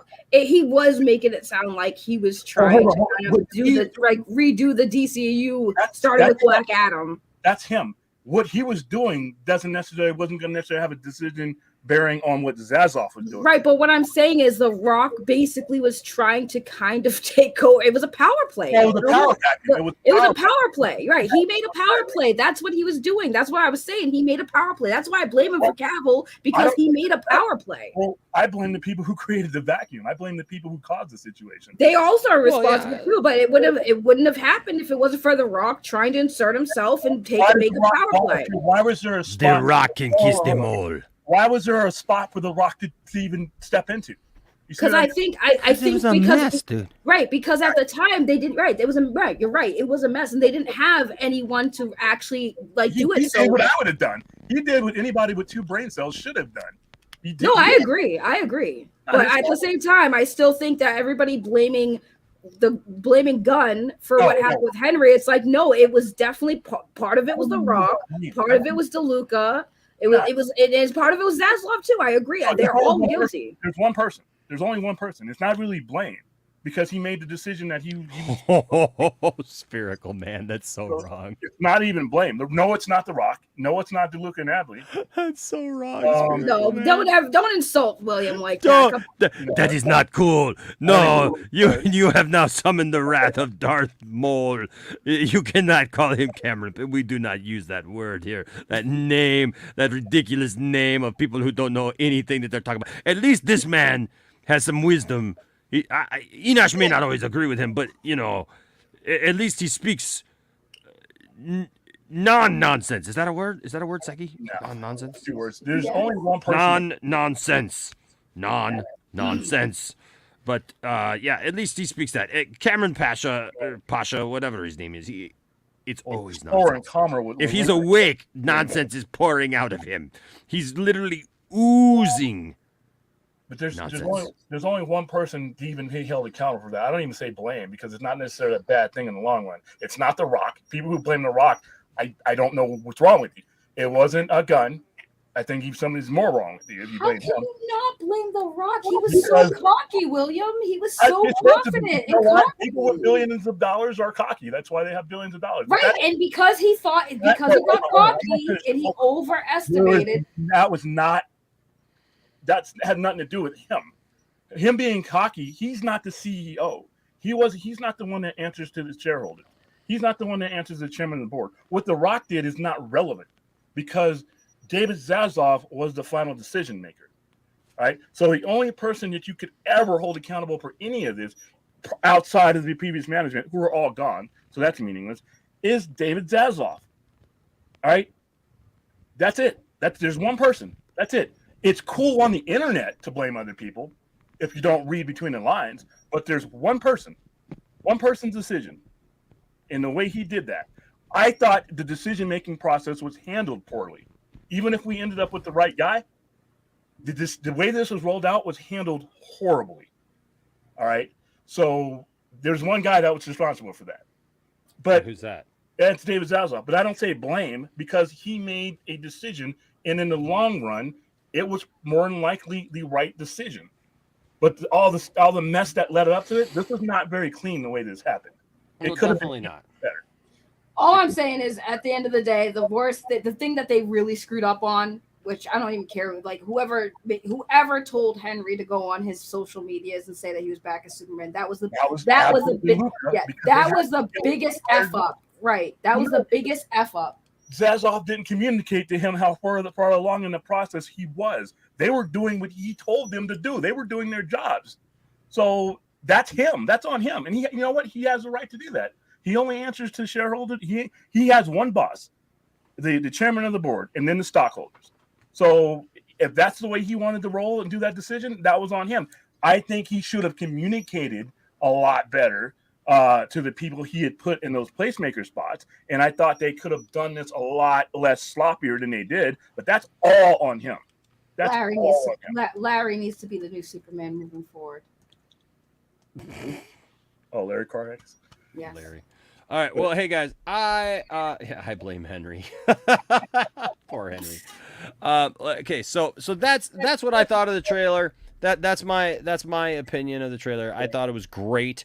I'm looking forward to this movie. I've always been looking forward to this movie. I always said I want to just see what this movie's about. I think that there's a lot of tasty stuff in here. and I can't wait to see.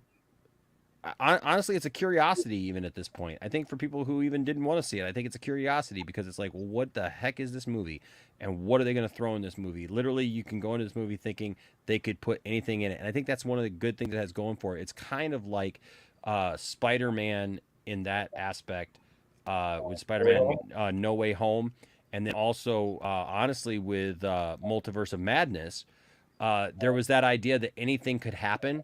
You know what I mean? Because they knew that they were kind of doing that multiverse thing. And even though Spider-Man, I think, fulfilled it and did a good job of it, I liked Multiverse of Madness, but I know a lot of people had a problem with Multiverse of Madness.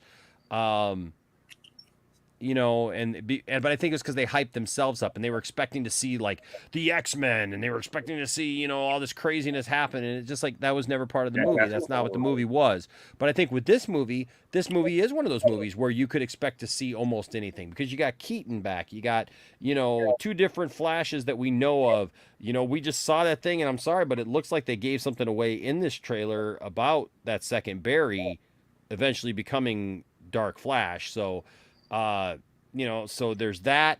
You know, two Batmen that we know of at least.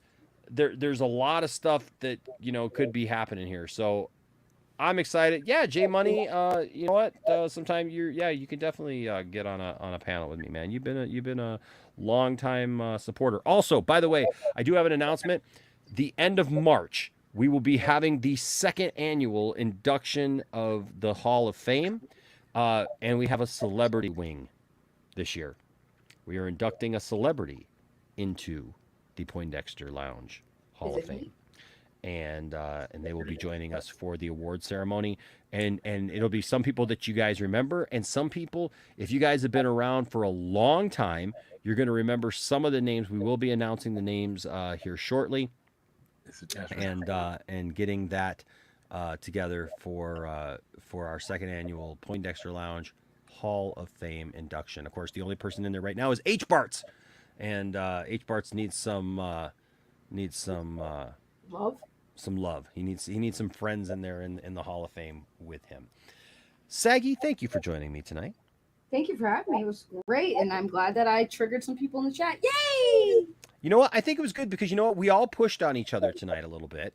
I think, you know, we pushed back on the chat. The chat pushed on us a little bit, but I think we're all still friends at the end of the day. We all have our opinions, but I think this has been one of the most, even though everybody didn't agree in the chat, can I just say kudos to all of you because I think that you guys all did a great job. That even though you guys didn't agree on everything and you didn't always agree with us, that we had some common ground and we didn't argue to the point where we were mad at each other. We didn't call each other names. You know, I think there was somebody earlier who might have been going a little too far, but you know, and you know what, how many people are getting inducted? We don't have a final number yet, but it's a handful. We actually, when we did H. Bartz, it was because H. Bartz and I were talking and that's how we came up with the idea for it. And so H. Bartz was the first to be inducted. But now when we do it every year, we'll have a class of inductees that go into the Hall of Fame. And so it could be anybody. It's just people that I care about. So I don't know, William, are you streaming?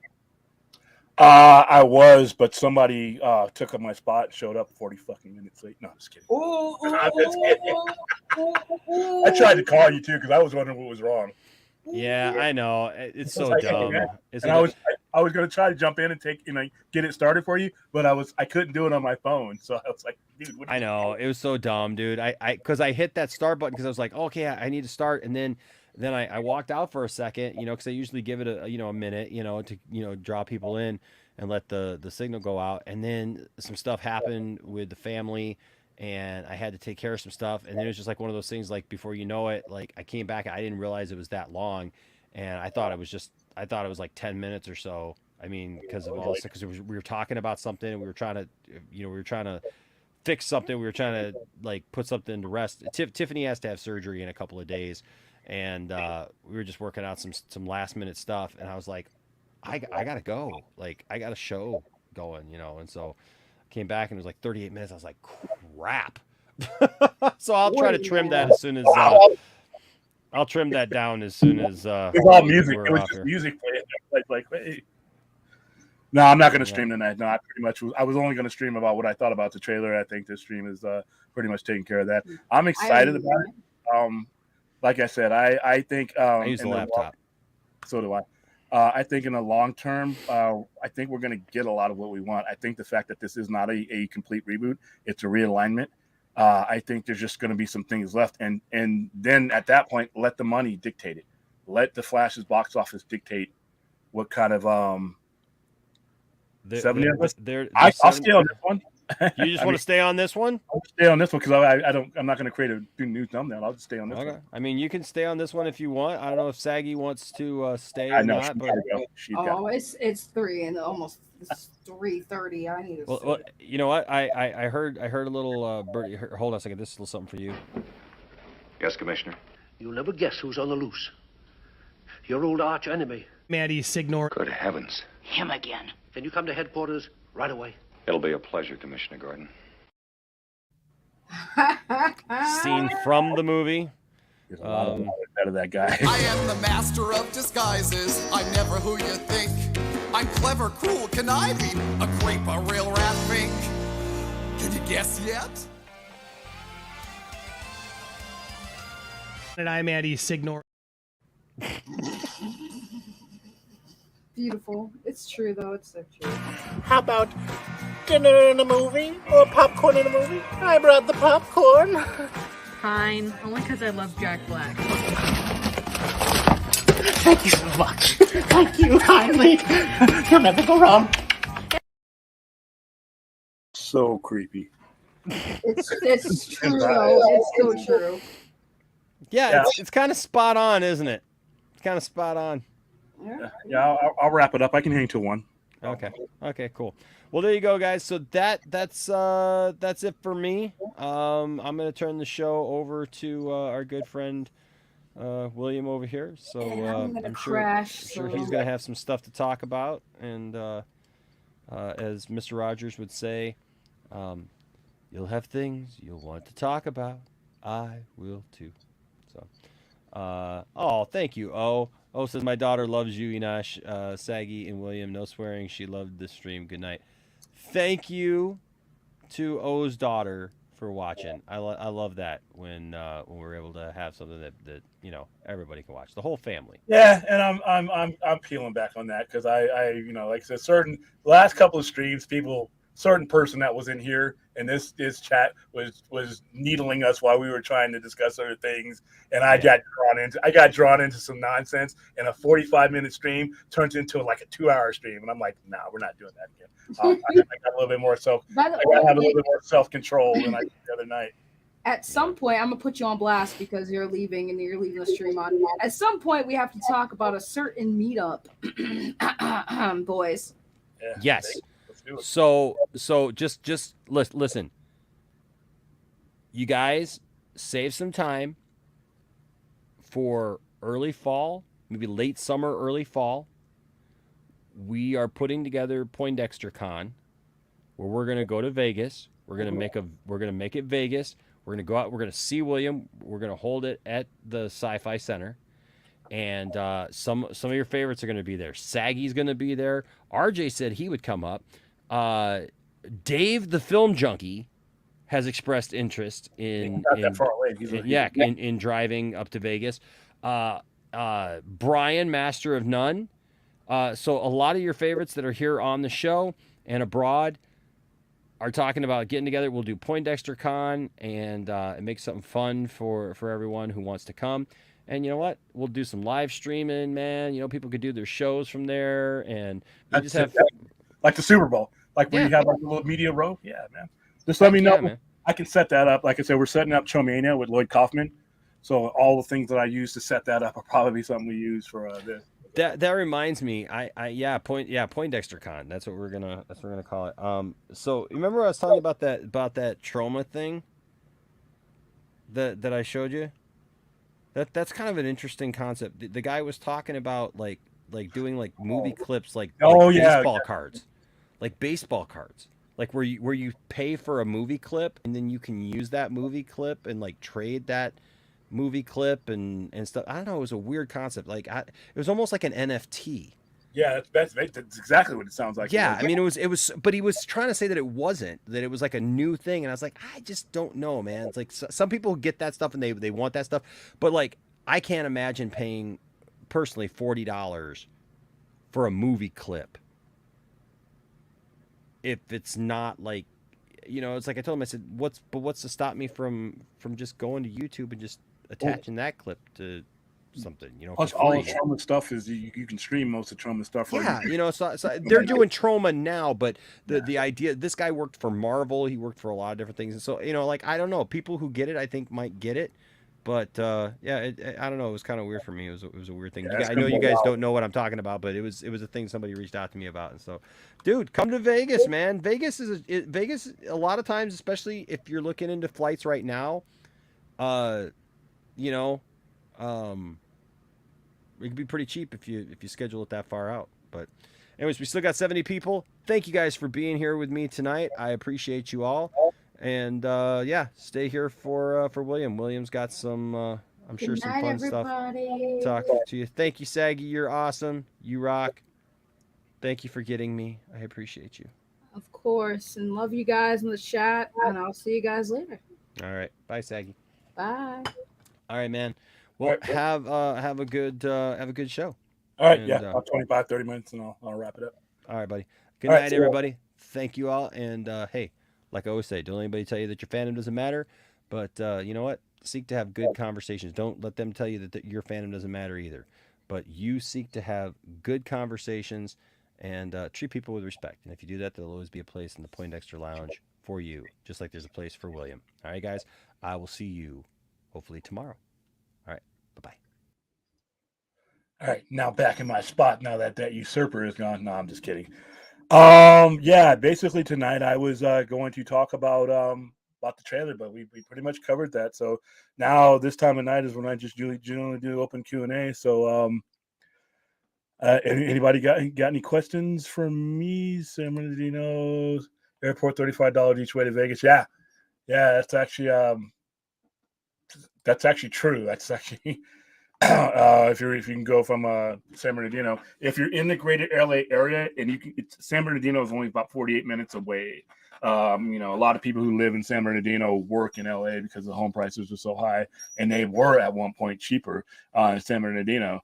But yeah, we're going to do something like that. Like I said, I think that what has been lost in all of the heat when it comes to anything Snyder stuff is people forget that it did bring a lot of us together.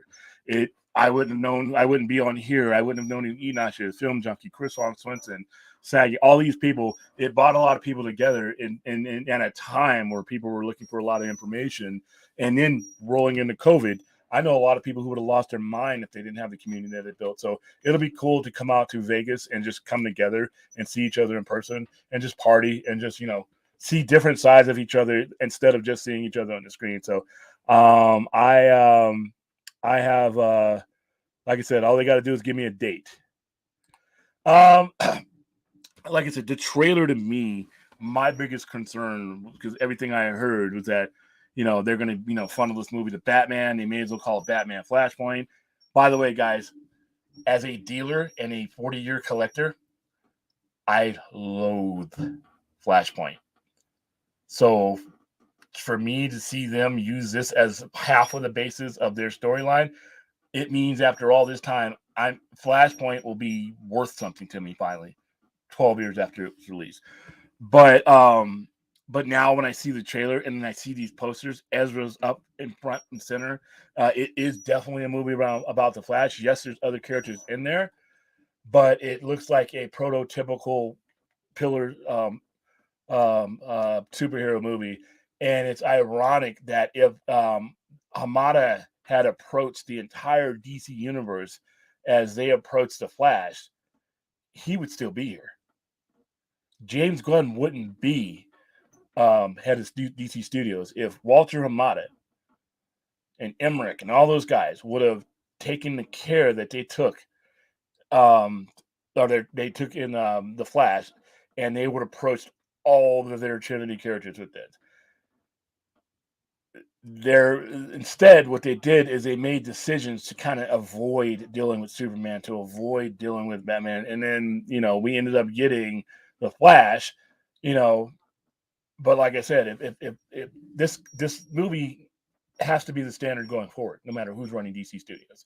Just judging from the trailers, this is a potential $1 billion movie. Like I said, I'm not saying it will, but it has the potential because it's a 4-quadrant movie and it hits multiple demographics. I was skeptical about the Keaton thing because, like I said, it's been 33 years since it's been on screen, but enough people were excited about that. You're going to get their money. All right. There are people who love Ezra Miller in that role. You're going to get their money. And then you have a ton of people who like Ben Affleck in the role. You're going to get their money. And then it looks like there's a very, very solid storyline based around it. It looks like an event-level movie. For the first time in a long time, DC has an event-level movie, a must-see movie. So hope it does well. All right, so let's see. Disagree with Spec. Okay, Canadian's still there. How you doing, Integrity? Yes, I was a huge fan of Sopranos. And that last episode, other than the way they ended it with the black screen, but the people who died that I'd been waiting for to be killed got their ends, the ones they deserve. So I know I love Sopranos, man.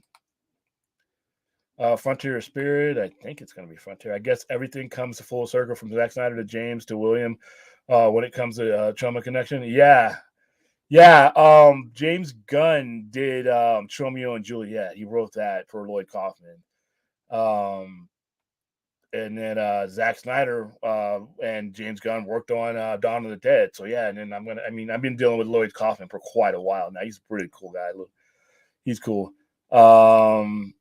AVGN, let's see, Southwest. I usually use Southwest is the cheapest one in this area to use. You can pretty much get here to Vegas. What looks like a prepper. Oh, come on, man. That's cold-blooded. Because I got the military hat and they wear the military hat. I wear this hat because I'm a combat veteran. I have 2 of these hats. This is the one I got from somebody for Veterans Day, so they're very similar. This is the Army ACU pattern, and I'm a combat veteran, so that's why I wear the hat. I'm not a doomsday prepper. It may look like I'm in a doomsday prepper because it kind of looks like I'm in a basement, but this is, like I said, a temporary setup. I'm rearranging some stuff. Pretty soon, if you guys watch the way I streamed at the store, you see the changes there. You're going to see those same type of changes here. But no, I'm not a doomsday prepper. I would suck at it. I'm here for the nerdiness. Oh, I am a nerd.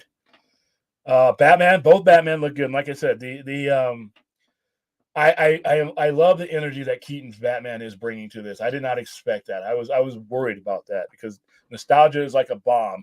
If you pull the right wire, everything goes okay. You pull the wrong one, it blows up and it's messy. So. All right. The movie looks good. The movie looks epic. I'm Batman.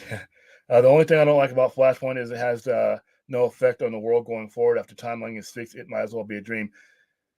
Not necessarily. Remember, James Gunn is coming in with an agenda, so he's using this movie to set his agenda. So there's definitely going to be some changes because there's a purpose for those changes.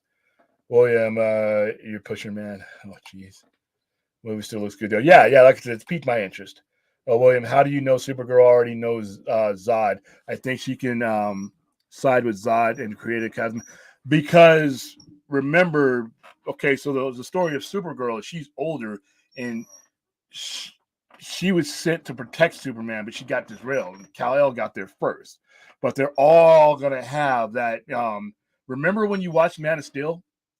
And all the information that was in there. I mean, all the information in the codex and all that is built into the information. So she'll have access, and whatever ship she was transferred over, she'll have the same access as him. If, depending on when she left, she may have left. Remember when Zod did his mutiny, she was older. She was probably already born. But whatever information that they sent him with, they would probably send her. But there's I don't know exactly how they're going to do it, but she's going to know of Zod. She's going to know of Zod. I mean, so and like I said, if she left after Kal-El left, she's probably going to have more updated information about what Zod is. She'll know who she is. And if you look at that, and even if she didn't, it didn't take us long to know that Zod was a dick. So how you doing, Sean? Wow. THB, I think that's pounds. I'm not sure. 200. William, thank you for the super chat. I'm pretty sure yes, and we all appreciate it. William, can you comment on Andrea Riseborough and Anna Diarmas being absent at the Oscar nominee luncheon, even though both are pretty shameful of their nomination, but this is quite disrespectful to the Academy. They probably didn't want to answer. Well, Anna de Armas, I don't know how. I mean, she just got nominated. I mean, I don't think the movie was very good, but somebody thought, as far as Andrew Riseborough, they did investigate that. There are some things that they were going to change, but technically, none of her people that were lobbying for her broke the rules. They just did things that the Academy just didn't think was cool as far as the way social media and all that works. They're going to address that going forward, but their investigation and they're looking into it. They weren't looking into it to see if they could strip her of her nomination. They were looking in it to see how they could refine the rules for next time around, because there's some things that happen via social media and lobbying and campaigns going forward that they just didn't like about the situation. So I don't know why Anna de Armas wasn't there. I don't think there was anything controversial about her or her being nominated, other than I didn't think the movie was very good, and by extension, her performance. But Andrea Riseborough, from everybody I've heard that's seen her film, says it's one of the best performances of the year, arguably the best performance of the year. It might lose in name to Cate Blanchett, but everybody I know, remember, we sent people to. I actually sent people to a small screening of that one because they did like a small one, and everybody who saw her says she delivers one of the best performances of any ginger of the year. So I haven't seen the movie yet, but I got to go with some of the people who went with that one. So as far as the nominee luncheon, I don't know. I don't have any details why they were there, but she may have not have wanted to answer press questions about that. That's when people usually don't. I see Sean Ezra is fine as an actor, but to fire Cavill is a bullshit move. Well, in his defense, Cavill was never part of his plans. And, once Zazoff picked Gunn and Safran, he never hired Cavill. He doesn't fit. And here's the thing, though. He's been given control. Cavill is the engine of this new hot rod that he's got. But he's got to have control over that. Superman is the focal point. And if you were going to have your ass on the line, you can't compare any other character to Superman. All right, him not replacing any other character is not the equivalent of Superman, because those characters pale in comparison to their importance. All right, so if he's going to shape the narrative of his universe, this is his legacy on the line, then he should be using a Superman of his making, and that fits the storyline that he's going to tell. Now, that doesn't mean we're not going to see Cavill ever again. I think people think like we're not putting the guy in the ground, but for this particular story, it just wasn't the Superman that he's telling. That's all. I mean, all right. Let's see. Thanks for the point. Yeah, thank you. Workaround projects instead of possibility. Really great movie. Like this Flash movie is a bummer. It is. And like I said, what ended up happening, it was because of how badly and how poorly, they had handled things before. It was almost like it was radioactive to the new regime, or to the Hamada regime. They didn't feel like they could approach it without being pressured to actually finish a storyline, which had they just done that, we would be beyond this. Because if you look at this Flash movie, Zack always meant for a reset at the end of, kind of like Justice League Apocalypse or Darkseid Apocalypse. That's exactly what he was doing. So ironically, we end up in the same place, with just the only difference being is we don't have a resolution to the prior storyline, which I think hurts them. All right, no wonder Rock said F you to DC. And like I said, I mean, people want to blame The Rock. The Rock did. I would do the same thing. I would do the same exact thing as The Rock did. There was nobody making any decisions. As far as he knows, the decisions, that he didn't know which way his asshole was going to go. Nobody was doing their job at that point. And he's got a movie coming out. So you have to go back to the genesis of the problem. Had Superman not been mismanaged and kept off the years for 5 years, The Rock wouldn't have had to do all that. Had The Rock's movie, and if Cavill is still playing Superman throughout that 5 years, anywhere you put Black Adam, it makes more money, because just like Captain Marvel, just like Guardians of the Galaxy, it would benefit from a stronger shared universe that you'd advertise. You advertise the shared universe that included Batman, Wonder Woman, and all these things, and then you went all these years with either giving them bad movies or not even having Superman on the screen. Not having Superman on the screen for 5 years hurt every DC movie that came out for the most part. After a certain amount of time, after you figure, Aquaman's $1 billion, which was an outlier, every other movie was hurt. The general audience wanted Superman, and you didn't give it to them. You gave them Polka Dot Man, you gave them Huntress, you gave them all these other characters without giving them the main chorus, and then the general audience just walked away. I applaud what The Rock was doing. He shouldn't have had to do that. He shouldn't have been the hype guy. There are people in Warner Brothers that make 6 figures a year that whose job it is to do the things that The Rock had to do. The Rock's the star of the movie. You can only promote it so much. That is not his skill set, and it shouldn't have been left up to him. So The Rock is the last person I blame for that. Do you think the gun adjustment on the Flash are to keep the Snyderverse canon since the Flash was completed through Razor's paw? Not the Snyderverse itself, but certain elements that can go forward with it. And like I said, he's brought up Elseworlds, so I don't have enough information to really know what he's going to do. But like I said, he's kept this. This is so ambiguous that I wouldn't be surprised at any outcome. I wouldn't be surprised if he when he's done with this and we end up with an Aquaman world that has some very familiar things to it. And we also you can always say that at the same time we splintered and did this, and that's where Elseworlds comes. Because to be honest with you, this is an advantage that DC has that Marvel does not have. Marvel does not have alternate universes like this. They use it more as a gimmick. In DC, Elseworlds is a common way of telling the story, and one-shot stories too. So the fact that he bought up Elseworlds and he's not doing a complete reset leaves it wide open. And that's why I say when people get to the clip and say, I'm going to hate this, leave yourself open to this guy might throw you a curveball we might like. There's alternate realities, Elseworlds. He could say, you know what, I'm going forward with my thing, but we're going to wrap this up this way. Give us a Kingdom Come. I mean, there's a lot on the table right now. All right, Harvey, hello. Question: do you think there's stuff Gunn hasn't revealed yet because some things are meant to be a contingency, especially for yes, and that is business 101. Never paint yourself into a corner you can't get out of. Because if the Flash does bonkers, it does $1 billion. That should see, unlike the situation where if Black Adam had done $1 billion, it was. I don't believe. I think that that Black Adam would have been a part of things going forward, maybe more prominently. I don't think Cavill would have though. I think it wouldn't have been the Rock. It wouldn't have been a Rock-centric universe had it made $1 billion, because David Zaslav, if you study his history, he does not make those type of decisions like that. Once he goes with you and names you, he's not going to use a movie that for the most part didn't take place under his regime, and that wasn't Superman. Now, if we were talking about a Superman movie that made $1 billion, it'd have been different. But it's Black Adam, no matter what. I think he was going to go forward in his own way.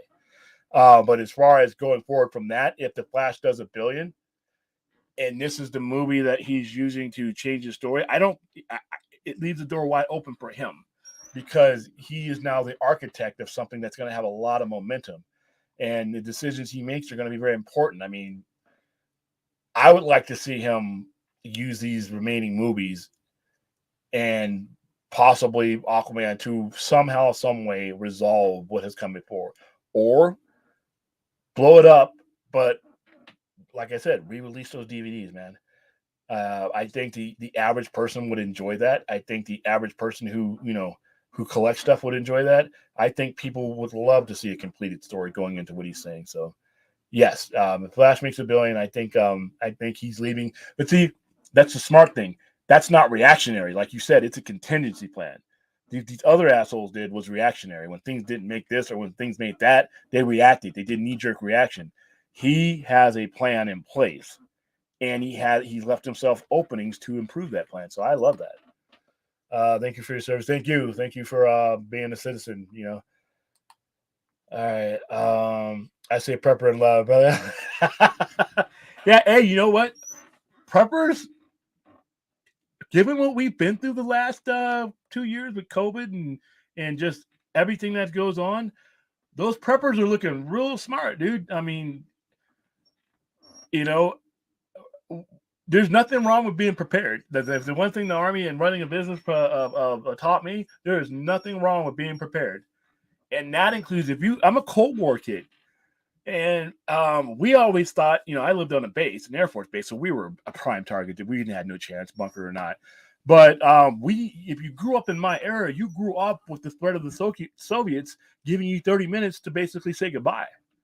So these preppers come from that. So listen, prep means preparation, not a bad thing. But yeah, no, I'm not one of them. I don't have the shoot. I would die in a week if that was up to me. Not in love. Okay. You've got enough comics to prep or do, but yeah, and they would just go to death just like me. Pretty much, guys. The zombie apocalypse and all that stuff. I mean, everything's can happen. Invasions, alien invasions. Who knows? Our world exists to the point where if anything like that were to happen, and unless you were near your bunker, you're probably going to die. I mean, and now with hypersonic, I mean, the ICBMs and Minutemens of the old days, you had 30 minutes from when they left Russia to hit continental United States. With a hypersonic missile, you don't have that much time. You don't have that much time. And, and if it's an alien, we're screwed. Think Independence Day. Nice action set pieces. Yes. Crisis is happening in the Flash film. Yep. Another thing, like I said before on my show, not only are they using Flashpoint as a basis, they are using the post-crisis Superman, the one that went into the Pocket universe, the one that where the Supergirl and that Lex Luthor of that universe. He created a Supergirl because there was no heroes, because the Time Trapper had pulled away the part of the universe that all the rest of the heroes existed in as it got consolidated during Crisis. So he put Superman or Superboy in that world by himself because he needed to attach that Superman, because in order for the Legion of Superheroes to be created, they had to be inspired by Superboy. So he lined up the future with that Pocket universe. After Superboy died fighting the Time Trapper, that universe had no superheroes, or that world had no superheroes. And since Zod and all other Kryptonians existed in the Phantom Zone, which was outside of continuity, once they broke free, they were in that world. And they basically were trying to wipe that world apart. And that is why that's when Superman had to kill them. So Action Comics 591, Superman number 8, Superman number 23, Legion of Superheroes 36, 37, and 38. I'm going to do a show on those later on in the week. So, but yeah, they want to make a Halloween film with multiple Michael Myers for No Way Home. No, please put Halloween to bed. No more Halloween movies. The Flash movie feels like Zack Snyder in the waiting time to actually see it. Yeah, I was saying that right now. I see a lot of Zack's movies and Zack's influence in this movie. Maybe I'm biased, but I do. I don't think 1 minute that humans are holding Supergirl captive her whole life would oops, hold on. You don't think for 1 minute that humans holding Supergirl captive her whole life would cite her experience with Zod over the humans? I don't think so. You could be right. We don't know how the movie ends, but I would assume that she's going to know the history of Zod and what Zod did. It's almost like us knowing the Civil War and things like that. But there's technology and DNA and all the memories and hereditary memories. She's going to have all that, or she's going to have been there for it. If Kal-El didn't side towards humans and he was an outsider, I doubt she's going to. I mean, because she knows what a monster he is. And I think she's going to be embedded with the same morals that her cousin was. And I think that's I think that would aid in her decision making. But you could be right, dude. And having not seen the movie, you could be 100% right. I think Gunslade is a proposal and not an ironclad timeline, since we don't know the dates. There may be enough gaps to tie in content, successful experiment TV film. Yes. He's being very smart about this. He's doing things that the previous regime didn't do. He's putting out a loose framework and then just pushing it and seeing how people respond to it. So I'm all about it. I don't want him as the main Batman, but if he's out there, I mean, I'm not going to bat an eye towards it. I mean, enough people like him. I would rather, I prefer Bat Black, but, he did look good tonight. And I don't know how much of that is de-aging. Keaton, I love Keaton Vulture, so I hope he appears as Kraven, assuming that's still. Kraven is still happening. Enjoying this movie while Sad Snyderverse is ending. feels like I am making out with my abusers. Not necessarily, because James Gunn didn't abuse you. I understand where you're coming from with that, but once again, I can't believe that we are not going to get some type of resolution to what's gone before. And you also have to take into account that Zach wasn't going to do this forever. Zach had a core 5-story arc, and other people were supposed to direct the outlying movies. That was always the plan. He would help executive produce, but he had a 5-story arc, and then other directors, and that's why Aquaman was being developed alongside all these other things. Scripts were being written. Same thing with Wonder Woman. These were all happening at the same time, and they were always meant to go their separate direction. The only difference is that we had a lot of mismanagement in between. So, as long as we get some type of, all I want is a resolution to the Dark Side War. That's what I want. The Nightmare. Keaton's on your team would be cool. Keaton on, yeah. Michael Keaton can do circles around 99% of the actors, in my opinion. The guy is Yes, he is a world-class generational talent. I just don't know if I want to see him as the main Batman. In this movie, in the context of the story that they're telling, it looks good. Hi, Batman. His Batman killed it. If Gunn wants to restart the universe with a new Superman, then he should get his own Flash. Not personally, Angry Canadian. If I don't care what anybody says, Campia or anybody else, I love those guys. But if the Flash makes $1 billion and they decide that they're going to go forward with any character that's the Flash, and it is perceived that he is part of the reason, as part of the reason anything else, I think you're going to see Ezra again. That's just my opinion. There's no reason to get a new Flash. The reason why you get a new Superman is because that is the sun that the entire DCU is going to revolve around, and he should be shaping the narrative through that movie. He should be directing that movie too, by the way. Changing the Flash, changing Aquaman, changing some of these other guys does not change the narrative, because they are not Superman. They are not the very first superhero. They are not the most important character in DCU. So I would see why he would need to reshape things that he's doing in that respect. Do you think we'll see Power Girl or maybe some of the characters from the Watchmen in the Flash? I hope not, because I don't think the Watchmen should ever come over into that. No, I don't think so. But once again, we're talking James Gunn. Power Girl is a different thing, because if you realign the universe post and pre-crisis, Power Girl being, in the Justice Society and things like that, she was originally, supposed to be, that's she's a Kryptonian and all that. So her destiny kind of splits in a way that if they don't go forward with this particular Supergirl, you could recast her, in a different role. I don't know what they're going to do about the blonde hair thing, or if that even matters, but yeah, Power Girl, maybe the Watchmen. I don't think so. No Superman did hurt the franchise. I'm not quite sure what you're saying there. Maybe I see the other part of it. I'm done with DC films. Everything about this film depresses me. The story I cared about since 2013 isn't getting an actual ending. Man of Steel BVS are now pointless. No, they are not. I don't think this is going to go that way, Triton. James Gunn has to do what he needs to do in order to tell the story he was hired to tell. That doesn't mean that the stories that we care for are meaningless. We have the one thing we have now that we didn't have under Hamada is we have someone that's willing to use the Elseworlds tool to tell a one-time story. Now, we're not going to get like 20 movies, but I never thought we were going to get that to begin with. So I would hold out on that. It is a fair concern, Triton. I would hold off. I would let's see how this goes. Because I think that we're setting ourselves up for something we may not even happen.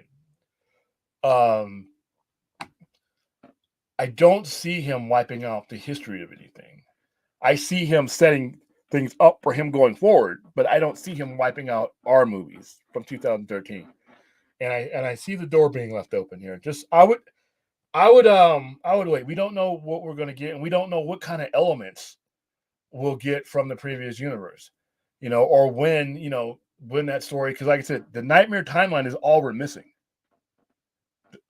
The nightmare resolution and the Battle of Earth, it's all we're missing. And you could wrap that up in 2 or 3 movies.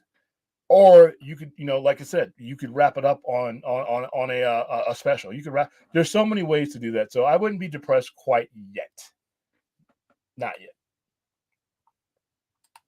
All right, hi Triton, Larry Carter, Triton. I have faith in multiverse. Yeah, when the fact that he's not doing a reboot and he's doing a selective realignment,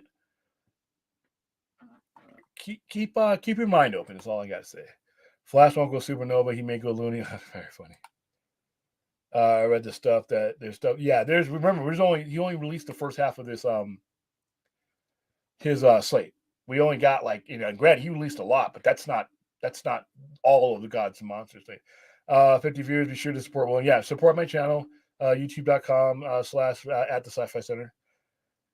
I would have been 60. I would have been streaming tonight, but like I said, we didn't know no Superman or Batman would kill the film franchise. Yeah, you got to have Superman and Batman. You just got to have it. So far, only Calvin and Batfleck are gone officially. Batfleck, you see him there. I really do think we're going to see Ben Affleck's Batman in a solo movie at some point, or a solo project in some point that takes place as a one-off, or he's going to direct the Batman Brave and the Bold. Cavill, we don't know. We know he's not going forward. We know he's not. The only thing we don't know about Cavill is he's not going to be in Superman Legacy. There's nothing that James Gunn put out that we're not going to see Cavill again as Superman, just not in the story that he's telling initially because it's a different Superman. Batman is the ultimate prepper. Oh, yeah. For even his own teammates. Maybe my life would be more organized if I were Pepper. Maybe mine would be too. Batman, we need more. Yeah, we need more Batman. William is preparation H. Oh, damn. You know what? Fuck you, man. See, that started. I was going to stop cussing. Fourth, you always bring out the F words. Preparation H, really, dude? You're like, what, a couple minutes younger than me? I mean, you and Enosh, come on. That's rough. Spam and dehydrated. Yeah, MREs, man. Jeez. All right, talking to Talking Pigs. William, what are your thoughts on UFOs? I think they exist. I can't believe that we are the only things in this universe. There's just no way. I would lose hope for all mankind if we were the smartest things in the universe. Let's leave it at that. God bless you, William. Thank you for your service. Thank you. UFOs being shot down. Oh, yeah, with these balloons. I would have to think if those balloons were UFO sourced, they would be a lot more effective and a lot less likely to be shot down. And they'd probably shoot back.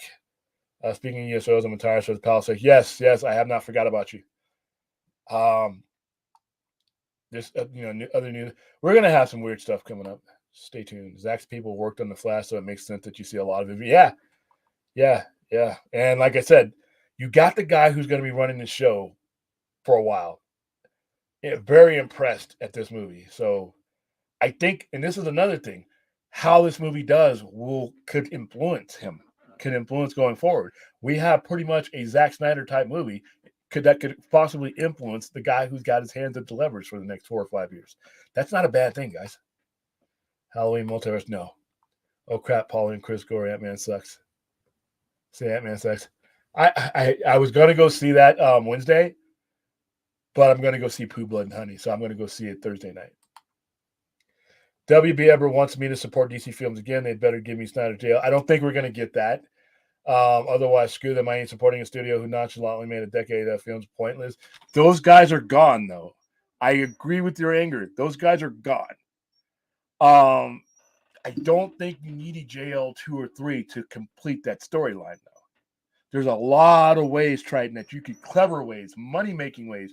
Remember, us just wanting these storylines is not enough. Us hashtagging this stuff is not enough. We need to speak their language. Their language is money. These DVD sets I'm talking about, back in the day, Blu-rays and stuff like that justified movies that were on the borderline not getting made being made. Why? Because even if they lost a little bit in the box office, they were going to gain a ton in physical media. Now it's a little bit different. Collectible physical media.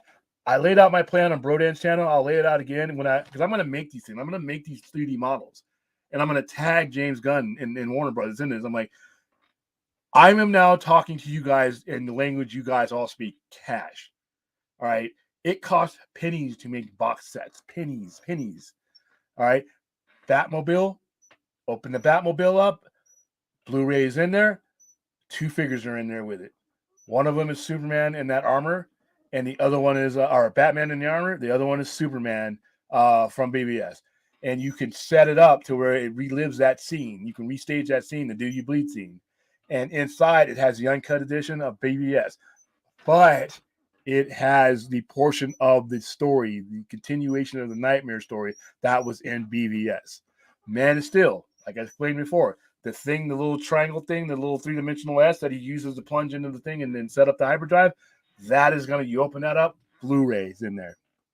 Right? Superman's interaction with Darkseid and all that, that is in there. All right, so that's part of the Nightmare story. So we're getting that there. Wonder Woman, you put that crappy Wonder Woman 1984 in there, but you put the original Wonder Woman in there, right? All right, so remember the scene in Zack Snyder's Justice League where Wonder Woman's been killed and the Amazons have been taken over by Apocalypse? You put that story in there, animated. You put that story in there. And then you put her shield, her sword on it, and you wrap it in a nice golden lasso box set. It'll sell. All right. Aquaman. Same thing with Aquaman. We witnessed Aquaman in that nightmare scenario being killed by Darkseid. All right. So we put Aquaman 1 and Aquaman 2 box set with the trident on it. Take the trident out, give it to your kid. You can play with it.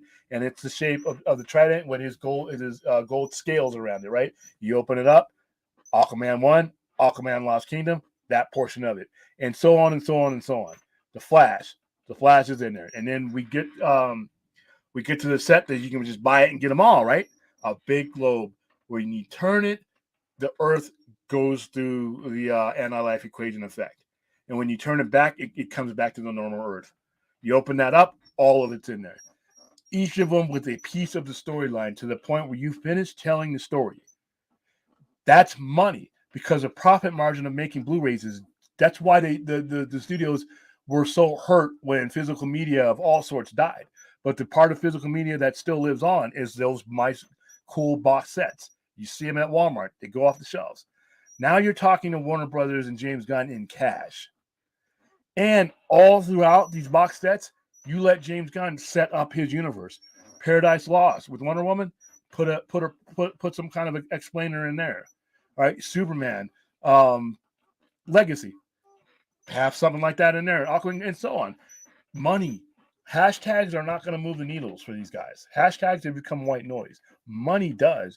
If I print, dude, I'm going to do it. I'm serious. I'm going to get a 3D printer. I'm going to print. I'm going to paint these things out.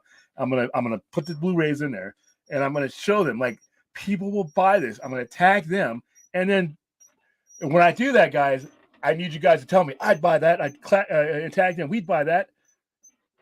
No one turns down profit. No smart people don't. I'm at all right. Oh, okay. He was I forgot the details of it, but I emailed myself when you told me about that. We're gonna get on that. William, are you excited for the Pooh Brush? Yes. I'm going 7:00 this Wednesday, February 15th. Pooh Blood Money, and I get to interview those guys pretty soon. So he's planning a horror Bambi, a horror Peter Pan. Yes. This is what the world needs. This could bring world peace. Making out with abusers is hilarious. Yeah, that's a picture in my head. All right, yeah, I'm almost out of here too, guys. How much do we have in here? Hold on. That's a discussion that could bear some fruit. Who knows? All right, so yeah, I told him I was going to go to 1:00, so it is now 1:12. So I got to get to bed myself. So let's see, one last person since I don't get a chance to interact with all right, I'm not a 20 or more Snyder films guy. Just give me the 1 or 2 films that finish. Yeah. And I'm giving you a little bit more because I'm giving you broken up in pieces, and you can watch it that way. Also, finish release the air cut because why not? Once again, the air cut could go into BBS because remember, it lines up. So you buy that bonus edition and you get the air cut because the air cut has that Joker in it. Or the reason you put the Joker in there is to build up to Zack Snyder, the story arc he was going with. So put the air cut in there. But now you're talking about making them money. There's no business reason to do the air cut. But if you put it in that BBS set as an extra, now you're talking in that language. You'll get more when you start talking in cash than we will with just screaming at these guys and doing their hashtag. So I'm with you, try, but when I put this idea together and I'm going to put it together and paint it and everything else, and I'm going to tag you, I need you to be on there saying, "Hey, I would buy this." And everybody says, if a bunch of people say they would buy it, then they're like, "Okay, that's cash, man." So, I would definitely sell these things. I would definitely sell them. Probably sell out of them. All right. Yeah. Pooh director and producer. All right, guys. Thank you on behalf of the Poindexter Lounge. Thank you for being a part of this 4 hour and 31 minute odyssey. I came in at the end. But like I said, if he wasn't on, I would probably be on when we discuss the trailer. I will be back on the air tomorrow, and I'm going to be at the theater and doing an out of theater review of Pooh, Blood, and Honey. So keep a lookout for that. Please hit the like button for both my channel and Enosh, the Poindexter Lounge. And one of us will see you sometime tomorrow. All right, guys. Thanks. Oh, you know what? I'm reaching for my exit, but I'm on Enosh's channel. And he's got like a lot of weird stuff in here. Ooh, all these Andy Signor drops. What the hell, man? All right, well, we're gonna go to mine because mine is safe. I don't want to see any crazy sausages. Ugh. I was always afraid to look at Enosh's drops and stuff. I thought they were gross when he interrupts me with them, but just seeing them all listed here. Ugh. All right, guys, be safe. Look forward to the future with optimism. Bye.